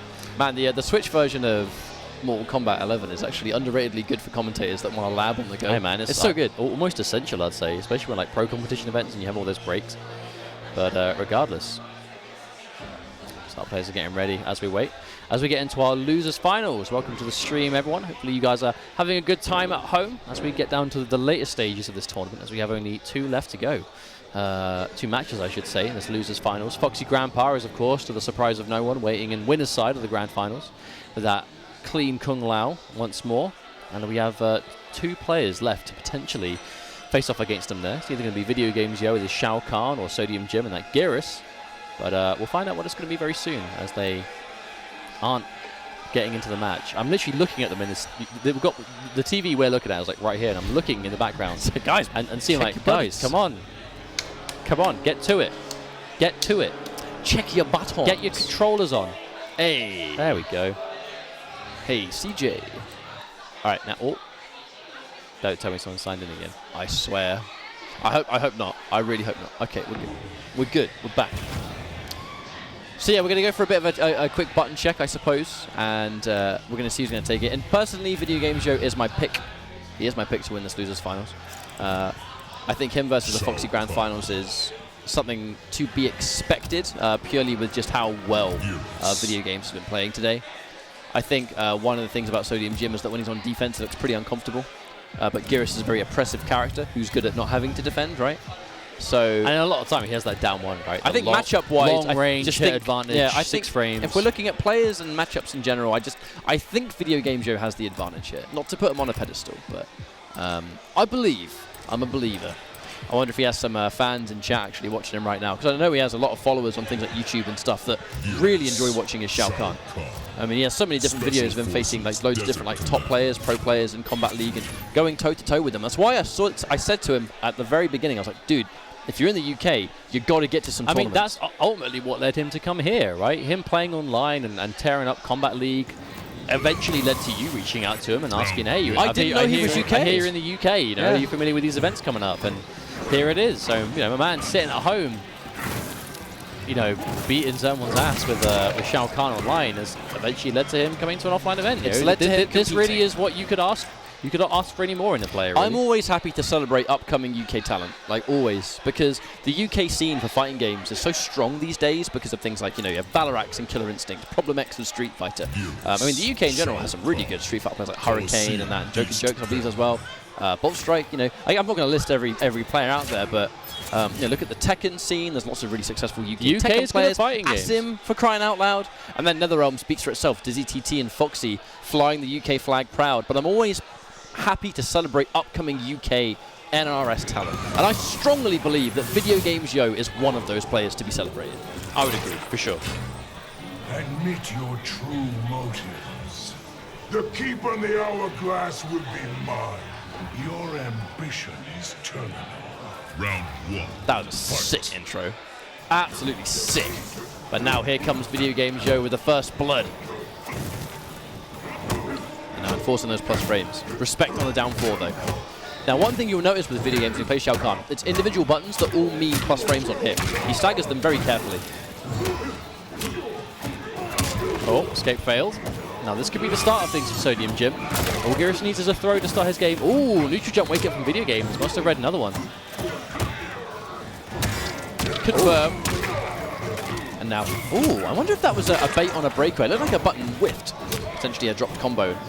Taking the down 4. That wave dash is ridiculous, man. It's so good. Oh, another again. All right, knocked down. One more clean opening in the round's going to be his. So what does Sodium Jim do? Oh, wake up! And he keeps it simple and decides to shoulder charge instead. One thing we see him do that I don't really see a lot of Shao Kahn's is when you're in the corner and you punish, it's just 1-4 close smash. Because it's a meterless launcher. He has been doing that, but that was the one time he confirmed with the swap bar. I think he just wanted to make sure 100% that it worked. Oh, okay, finishes the string. Gonna catch Jim out there. Hey, you know, if he had 3 spears connected, that would have crushing blown. Oh, wait, can you special cancel that string? Yeah. I didn't even know. It's like Devora's, right? That's she has the overhead string. It cancels quite late, so it kind of throws you off. Big jump kick. Side switch, one bar, yeah. 300 of a jump kick. That's huge. Ending a combo. He's going to get crushing blown here, but yeah, ending a combo in the down back 1 to side switch. Another nice little piece of optimization. Keep him where you want him to be. He overcommits, and he has to break away. This is his last chance. Does down 2 on wake up, and it's not going to work out for that forward 3, which cleans him up. game number 1 for video games. I do wonder if that wake up uppercut was a read on like a throw or something like that, but regardless, this is going to matter. Well-timed, meaty forward 3 from video games going to connect. And of course, this is losers finals, so we're back up to 3 out of 5 territory. But make no mistake, Video Games Yo is looking good so far. Oh, okay. Good spacing from Jim, just let the jump and whiff. Good choice to grab it too, knowing that video games. Oh, he had the right read, just the wrong range. The read. That could have been so much damage. And to literally stand there and outspace Shao Kahn's up 3 wake up is difficult. That goes so, it's like Scarlet. It just goes so far. But again, another attempt. Sodium Jim, he's making all the right decisions. He's not standing at the right range when he makes them. Okay, here we go. Yep, he challenges it. Here comes that forward 2-1. Breakaway forced out of it. L3, interesting. Now he's keeping it. Plus frame City with those down 4s. And oh, we said, can he punish it? There's our answer. He's going to save 1 bar though. He needs the threat of the shoulder charge. And oh wow, forward 2-4. I believe that string is unsafe, right? Yeah, forward 2-4 is very unsafe. We're not seeing him go for it too often. That sweep again. He uses it, I think, to throw off your defensive rhythm. If you're constantly waiting for the forward 2-1, forward 2-4 is a bit of a different timing. Standing 1 comes out a bit early. Wake up, fatal blow. Get off me. That's going to kill 100%. Absolutely. He's dead. It looks like it doesn't do a whole lot, and then the last hit with the hammer does like the bulk of it. Absolute donk. And that's round 1 for video games. Remember, folks, this is losers finals, so it's not a best of 3. It is a best of 5. Oh, dashing down 2. There was that slight pause. I wonder if Jim went to convert, but wasn't quite high enough to recover in time for the down 1. Ooh. Very good trade, actually. Allowing him to even more plus frames. 6 it out. Oh, catches the roll. I like it. No, I like that pressure from video games, because alternating the standing 1 down 4, standing 1 down 4. Oh, big anti-air. Yeah, he has to break away. If he didn't break away, he actually would have been dead. That would have been a death combo. Takes the minus frames again, yep. And from this point on, it's pretty much easy pickings for video games now. He's going to get escape failed on this grab, but a fair few wrong guesses before he's even having to worry about losing this round. Tries to anti-air, but again, it's just a jump kick, so nothing really to worry about. Counter hit, straight back into it, just like that, thanks to crushing blow. Oh my god! There's the read and there's the comeback. That was calculated through and through. Video games going for that wake up at the end there. Again, it's like, I understand like Shao Kahn's wake up 3. It goes so far. I understand people a lot of just trying to throw it out there, but again, so Jim was throwing bait out before. Gets it again this time at video games, getting that meterless combo into the big ender. Meterless until he amplifies the shoulder charge to turn it into a 36%. Oh, we can see it again. Again, yeah. So nice demonstration. He does the shoulder charge for different Okazemi, I think. The shoulder charge has to be more plus on hit than the down back 3. Oh no! First time we've seen video games do that literally all tournament. That was just short of a brutality as well. Just short of a brutality. Flawless victory, you heard it. Wow, what a turnaround. That's 2-0 up now. 1 more game to go. Question is, can he make it work? He has a lot of work to do. If he wants 3 straight, he has a lot of work to do. I feel like it's not going to be impossible for Jim to make this comeback, but video games, he's just playing so well. And a lot of Jim's comebacks are coming off of like big crushing blows, like big one-time use things that when they're gone, it just, again, it seems a lot harder to get that damage on board. I've got to say, I love video games with wave dashing too. It's allowing him to close in so much more space. That 2-1-2, cheeky little low in the middle of it. Now there's the knockdown. Unfortunately, that's actually going to put Sodium Jim back in the corner. Oh, big neutral jump, but not close enough to get the punish. It's met in the air by the jump 3. I actually saw video games went in for a jump 1 on the anticipation, but he was just a little bit too slow. Ah, challenges it. Oh no, confirmed. And he breaks. Oh, I'm worried about that breakaway. I think that breakaway might have been a mistake. He's going into the last round now on match point against him with no resources. Round 2, fight. See if it's going to be enough to take this one though. Down 4, extremely plus. You just see that alternation of standing 1, down 4, and then the second he thinks he's conditioned him, he'll then finish the string and it's connecting. And he's waiting for some sort of wake up from Sodium Jim. But Sodium Jim's not going to bite. Counter hit, yes. Okay, crushing blow. And 34% damage is so punishing. Now confirm again. On the verge of taking another round. This is exactly what he needs. 1, 2. Oh, big combo coming through. Close to 40%. Wake up standing 1! Oh my word. Okazemi. Yeah, he's waiting for Fatal Blow. He's looking for anything into Fatal Blow will kill. Woo! Gets the sweep. Ooh. Uh-oh. Uh-oh, and there it is. Chases down the punish on the vacuum with a back 2 Fatal Blow of his own. Video Games Yo is going to find himself in the Grand Finals loser side thanks to that now. Whoa, I respect it from Sodium Jim. I respect the attempt, but not meant to be, unfortunately. But he knows that back 2 is fast, it's advancing, and it combos into Fatal Blow. I didn't even know that linked. I genuinely had no idea that even linked. But that does mean that Video Games Yo is going to be our second and final Grand Finalist of the day. He's now going to be facing off against a Foxy Grandpa. But this is going to be a double elimination tournament, and I guess while we wait for Foxy to step up to the plate, who is now up and ready to play, may as well introduce you guys to what a double elimination tournament is. That's a bit of a tongue twister when you try and say it too fast. For those unaware, it basically means that in a tournament, and that's double elim, you have 2 lives, 2 tournament lives. When you lose in the winner's bracket, one of those lives is gone, which puts you into the loser's bracket, and then when you lose in the loser's bracket, your second life is up and it's gone. When you're in grand finals on the loser's side, you have to win 2 sets of 3 out of 5, essentially putting the grand finalist on the winner's side into the loser's bracket first, and then a fresh set plays, and you have to play again. That basically means TLDR, winner's side grand finalist is 1 3 out of 5, which is loser's side has to win 2, which is Video Games Yo. There we go, and that's what we're about to see. Now, will we see a different result? Because these chaps did play in winners semis, where Foxy was able to take it. It was 2-0. The first game was incredibly close. Second one, not so much. But now we're going to have a longer set on our hands, of course. 3 out of 5. That one additional game doesn't sound like a big deal, but trust me, it is. Especially a game like this, where the damage is so fast, and crushing blows make such a huge difference, and the fatal blows thrown into the mix. Like, 3 out of 5 next to 2 out of 3 in this game is like night and day in terms of how you play, how you adapt, strategies you can go to for sure. You know, there are definitely some things out there that, you know, 2 out of 3 is a bit more akin to maybe seeing things like gimmicks work, stuff that isn't necessarily true. And especially in grand finals is where you tend to see that kind of stuff not really work. Not that I imagine either player here is really kind of be doing that at all in any way. Yeah, if you're good to go, man, feel free. Wow, yeah. we're actually not wasting much time. Foxy literally just tapped me on the shoulder to say, oh, we're going, by the way. So they're happy with their buttons. This is our grand finals for Cyclical Gaming's Critical Combat. It's actually one hell of a grand finals. I'm really excited. It's Foxy Grandpa with that Kung Lao on the winner's side, and it's Video Games Yo with that world-famous Shao Kahn on the loser's side. We'll see how this one goes. It's the grand finals we're expecting to see, and I'm really happy it's what we're going to get. I am more than a great Lao. Yeah, we're in a busy bar, so I can't hear this. As the days gone on, the bars become busy, and I can't hear these intros anymore.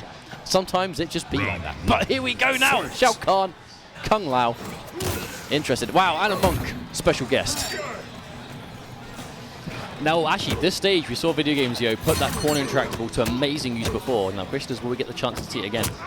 Stage awareness is something I really commended Video Games for. Now, that forward 2-1 is going to be an amazing string versus the Z-Hat in the neutral. There's so much wind-up on the Z-Hat. Oh, he went for it, and Foxy scouted it immediately. There's so much wind-up on the forward 2-1 that if he tries to Z-Hat, it's easily confirmable. So if he tries to Z-Hat to full combo, he risks every time. I love the escape. Man, these guys playing so good. Very clean, one button at a time. There it is, the first confirm, side switch, and now the mix-up begins. How does Video Games Yo deal with this blender? Going to a reverse throw after a side switch as well, that's like next level Yomi. Like, I'm going to put you in the corner, I'm going to put myself in there. Big breakaway, but a bar still there for Video Games. This is definitely kill territory if he can get a big hit. Plus frames. Oh, the delay. Foxy. Oh, Foxy definitely went for a flawless spot there. Big grab on the interactable. Plus 1,000 frames. The take throw. This stage is amazing for Shao Kahn in the corner. And now the health is done and saves the up hammer for the last second. He knows that if he takes the trade, it's not in his favor. If they have no health, then that up wrap hammer just became so scary. No anti-air. Shao Kahn does have a Baraka tier jump 3. It is very, very good. Oh, side switch. Pushy Video Games puts himself in the corner. Finishes the string just out there. Oh, raw Z-Hat. You don't typically see Foxy do that a lot, but if he's convinced you're going to block, you can definitely get away with it. And you know Video Games, he's looking for those single hit confirmed forward 3s. You know, For those that don't know what a single hit confirm is, it's basically a single button that is so plus on hit, you have loads of time to see that it's hit and still do a special. Even though it's one button, you can hit confirm Shao Kahn's is quite difficult though. Yeah, very hard. You have to be a bit of a master of the character to consistently get it. Ooh, did they wake up with punishing the grab? Actually got caught outright. That wasn't actually a counter hit of any sort. And, oh wow. See, Foxy uses the teleport as infrequently as video games uses the up hammer. Oh, he does it on block and he's dead. He has to break away.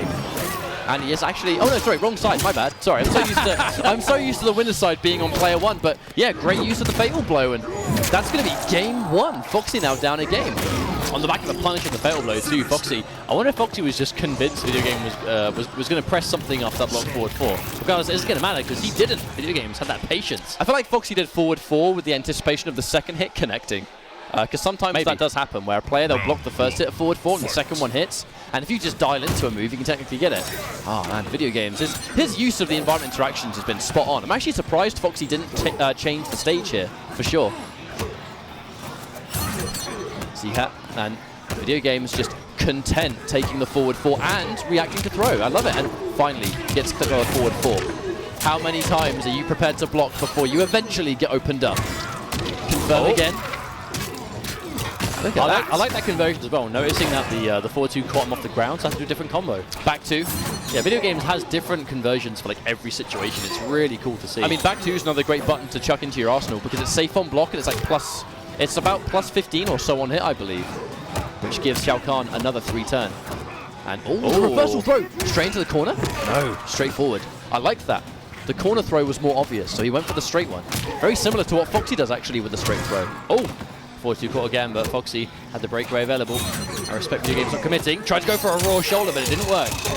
Don't count out Shao Kahn is on fatal blow, though. Never. Oh, he tried. You heard it. We heard the shoulder charge. He tried to go for it. But I wonder if he can do amplified shoulder into fatal blow to be like unbreakawayable damage. I wonder if he can break away. He's going to trade, so Dark Priest, and you have to hold it. That's the one time Shao Kahn can fully guarantee Dark Priest is if he gets a trade on a spear, because there's nothing you can do. Well, things you would normally think, well, why don't you just block and wait for it to run out? Shao Kahn's throw does so much more damage with the Dark Priest buff as well, because all of his throws is just nothing but hammer strikes. So every hit is buffed up for damage. Z-Hat from distance, he now knows he can sort of play this full screen game and he can trade favorably. Even if the Shadow Priest appears, it's not going to be enough really to make him worry. Every tech throw is doing like 2%. So even tech throws are helping chip down this little chiseling game that Foxy is trying to do. Going to be able to take the game one apiece now. I mean, ultimately there wasn't a huge amount of adaptation apart from Foxy trying to stay just outside of Video Games Yo's effective range. Like the moment they were point blank, and especially when Foxy got cornered in game number 1, it was really a playground for Shao Kahn to enforce those environment grabs, and he got opened up a lot or clipped by those wayward jump-ins that Video Games confirmed in the shoulder charge. If Shao Kahn air-to-airs you, you are going to get shoulder charged from most heights. It's such a good tool. Z-Hat from range, he knows he's safe, but from this range, if the spear trades, it is going to be a Shadow Priest that you have to watch out for. Oh, whip punish on the sweep, tries to confirm with the forward one, but doesn't quite get it in range. Huge game, Foxy. You see, this kind of life lead is so important to have, right? Because whoever's got the lead is the one that can really decide how far away they're playing the game. Oh, okay, he walks into it, Video Games. It's very easy sometimes to underestimate the range of Wake Up 3. Shao Kahn has one of the biggest reaches in the game with that. There's the forward 4 again. Oh, Foxy hesitated. I think for a split second he thought about down 2, but there's that forward 2 again, catching him out of the Z-Hat startup. Oh, tried to punish, but not in range. That's that Injustice 2 tech. It's down 1 into special. It hits people with Shao Kahn. You'd be surprised how often it does. Z-Hat. Oh, no! Oh, God, he doesn't confirm. Wait, what? He mustn't have been confident to spin. I actually wonder if you can spin that if you don't hit the first few hits. I wonder if the game lets you, because there are some strings that only confirm if you hit like a certain point of the string. Maybe, or maybe he didn't. I mean, he might have just messed up. But yeah. Oh, I know from that range, regular spin would have whipped, and you have to amplify it to get the range. Uh-oh, forward throws. Kung Lao's playground is about to come back. Wake Up neutral jump, squirming a lot. Foxy getting those down 3s on check. Video Games is really showing Foxy that he is content to sit there and hold it. Unfortunately now, the adaptation of Foxy is he's just grabbing more. Confirm again. And because he Wake Up rolled, this is all guaranteed, and so will the follow-up. Oh no! Still guaranteed. Oh my word, so much damage. And the Z-Hat cancelled. Oh, Brutality Central as well. 2-1 for Foxy Grandpa. Yeah, now. that's revenge for MK9 story mode right there. That was. And it's Revenant now doing it. That was revenge through and through. That was like lore revenge. That was canon. Canon! Now, the adaptation made here is Foxy's just grabbing more. It's as simple as that. Like, in the first game, Video Games is content to sit there and hold every single forward four. But he's not making the giant reads on neutral ducking a throw when a throw finally comes. It's more, I'm going to take the throw and block the forward four. He has gone for a character change. Okay. We've been talking about his Shao Kahn all day. He does play multiple characters. I've actually never seen his Jax, so this is a first for me. I think he plays Jax, he plays Johnny Cage as well, I believe. I know Shao Kahn is the main, but he's not afraid to change characters. If you watch him stream or do Combat League, he's always mix and match him. I wonder how this will change how he plays the matchup, though, because he wasn't really making the big reads on the grabs, but I wonder if Jax necessarily needs to. I know Jax's offense is a bit more real because he has those like fast mids, those safe mids. And he's playing Grin and Barrett, so he has the launching potential. We'll see if it's going to be enough to turn around. There's the punish. What a surgical forward dash to get underneath that. Now Foxy landing even more. Knock down, knock down, knock down. Throw escape. Trying to really fight back. Ooh. Gets the low off the duck and weave twice. Oh, this is Grin and Barrett. Like, this is the variation of Jax that does combos. Oh, no. Big call out on that down two. Oh, and he's not got breakaway either. Ouch. This one's going to hurt so much. Forward 1-2 for the knockdown. 30. Oh, God. And escape failed because everyone fears the reverse grab. That's the one that can be loot. It's going to be tournament point for a Foxy Grandpa. He is one round away from that bag. And I'm not talking about the cash. I'm talking about the rucksack he really wants. The one piece of merch that is not in his collection, and he can taste it. I do wonder about this change, though, from Video Games. I'm not sure if it's quite working out. I mean, clearly, he had something in mind for it, but he did take a game with the Shao Kahn. But he's trying to make it work with Jax, but it's just not... Okay, there's the overhead. Counter hit, too. I wonder if Foxy tried to interrupt the gap. Oh, no. Ooh, drop combo. Yeah, Kung Lao's up to being 8 frames means that those counter poke situations are very real indeed. Oh, no.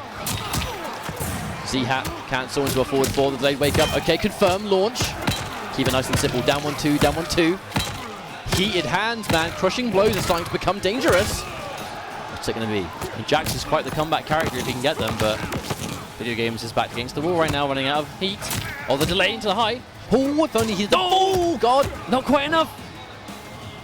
If only he confirmed that forward 3-3 by itself. Huge neutral jump into the gotcha. Fatal blow has now become in play. It's now a threat. Yeah, Foxy Z-Hats now he's going to get supered. I mean, you or can fatal see blow. the patience has to be here. Oh. Oh, he tried to fatal blow it. That was it. God, he had the no. round. He had the round, but this time it's going to be Foxy taking the tournament, and that was just a crazy end to the round, man. That was ridiculous. Oh, you know Video Games are going to be happy with that. Foxy, he whiffed the grab at the end. That was the free round waiting for it, but just in that little scramble situation, and I thought he had it, right? He went for the down one non-stop, and then the second the teleport came up, he went for the fatal blow, but wasn't meant to be. But, of course, kudos to Video Games for getting second place in his first tournament. Losing only to Foxy is no shame, but Foxy is the man of the hour, and will be getting first place here today. Well done. mean, Well done. I'd call that a valiant effort, for sure. Like, this was Video Game Joe's first tournament ever, and I think if he plays like this at his first tournament when he's really nervous, I'm excited to see what he can bring to the table next week. Now, we were talking to Video Games about this in between the breaks and this final segment, and we're talking about, you know, obviously it's his first tournament, and he's happy he came here. Let's do some hindsight right now, some theoreticals. Let's say he didn't come here today, and that was pool play, and he's there. He's down a game in pools next week at BSF, and he's thinking to himself, maybe I should go Jax here. Maybe remembering this would be like, hang on a minute, maybe my Jax, wasn't ready. Maybe my Jax wasn't the right kind of thing there. Not that he has a bad Jax by any means. It's against Foxy, right? Like, you have to be able to beat one of the best in the world to win this tournament, right? But there is no getting around. Shao Kahn is this guy's character, 100%. Video Games Yo is the Shao Kahn master of the online world, and he got second place here today, losing only to Foxy Grandpa. You should be very happy with that. I mean, he was able to take a game in very, very convincing fashion too. In the first time they ever played in the winners bracket, even though it was 2-0 to Foxy, he really brought it to Foxy. It was big time. Close. It was close. I think the mission has been accomplished for Video Games, where he's been able to get the experience he needs and he can bring that momentum into next week. Foxy, congratulations, you probably won that rucksack that you were here for. Literally, it wasn't about the 150 quid pot, it was because he wanted the bag. It's the only piece of MK11 event merch that he doesn't have, and now he's got it. Well done. I'm going to break kayfabe for a bit. Menace, do you know if the guys are planning on doing, like, do they want the winners on stream or giving them the prizes, or are we just good to close out? I would like to. I'd like to get Foxy on. All right, actually, I've got some stuff I'd like to ask Foxy, actually, sure. if you want to. Okay, I'll hop out. I'll wait for him to... Scooch over, I'll wait sir. for him to come out. It should be very soon. I will get him. Man, I'm going to say again, shout outs to Platform, shout outs to Cyclical Gaming. This has been a really fun tournament. And of course, least of all, last but not least, you know what I'm saying? You guys at home, thank you so much for watching. Cheers for tuning in. This has been a fun tournament. I'm going to be tagging in with Foxy Grandpa, the champion of the hour. And I will see you guys later on. I'll see you during the week. All right. Get nice and comfortable on the stool that we're sitting on. All right, so congratulations, well done. Mate. You've got the bag you're after. You've got it. The one piece of event merch that you didn't have. I don't have an hourglass either. Neither do I. I tried. I tried so hard to get an hourglass, and I still don't have one. If anyone ever hears it or has one, you know, hit us up. So while you're here, kind of a good time to ask you some questions I guess I've always wanted to ask you that there's a few people watching the stream, may inform them. The Kung Lao mix-up, right? What is it about you play? It may look like you're playing against everyone the same way, but you don't 100%. It looks like to me. Hey, it's not even real, honestly. What? Run me through it. What is it? Why does it work? Why does it beat everyone? Because I'm paying attention to what they're doing. I'm not playing a matchup or anything. Well, there is matchup parts to it, but that's a different part of the character. The whole forward 4 throw thing is, do I know you? Is it because in the first game you guys played that he won? He held every forward 4. Yeah, that so was unusual because I played him a lot online and he was never holding forward 4. He was like always trying to tech. So this time I was just checking, and then eventually he was like, okay, I'm just going to take the forward 4, so he gets grabbed. So do you think those kind of matches are like data to just literally game one? That's the problem with a character like that. You either need to know them, like your opponent beforehand, or collect data in the first round, which is really hard. Dangerous. Yeah. But I think that's kind of scary using Kung Lao in the first 2. But I mean, so some people don't know this, but you're waiting for Shang Tsung to be legal. Yeah. Why? Shang guy. Run me through Shang. Why are you going to pick Shang Tsung? Shang Tsung and Kung Lao, 2 main roles in MK Conquest, mate. Oh my god. 2 main roles in MK Conquest. They're the sickest characters in the lore. You know, I found someone on YouTube that has been remaking all of the MK Conquest music in like high quality. Sick. He's got all the audio fonts and stuff. I'll show you later. Oh, but what's the one I wanted? Did they have the Creo one on there?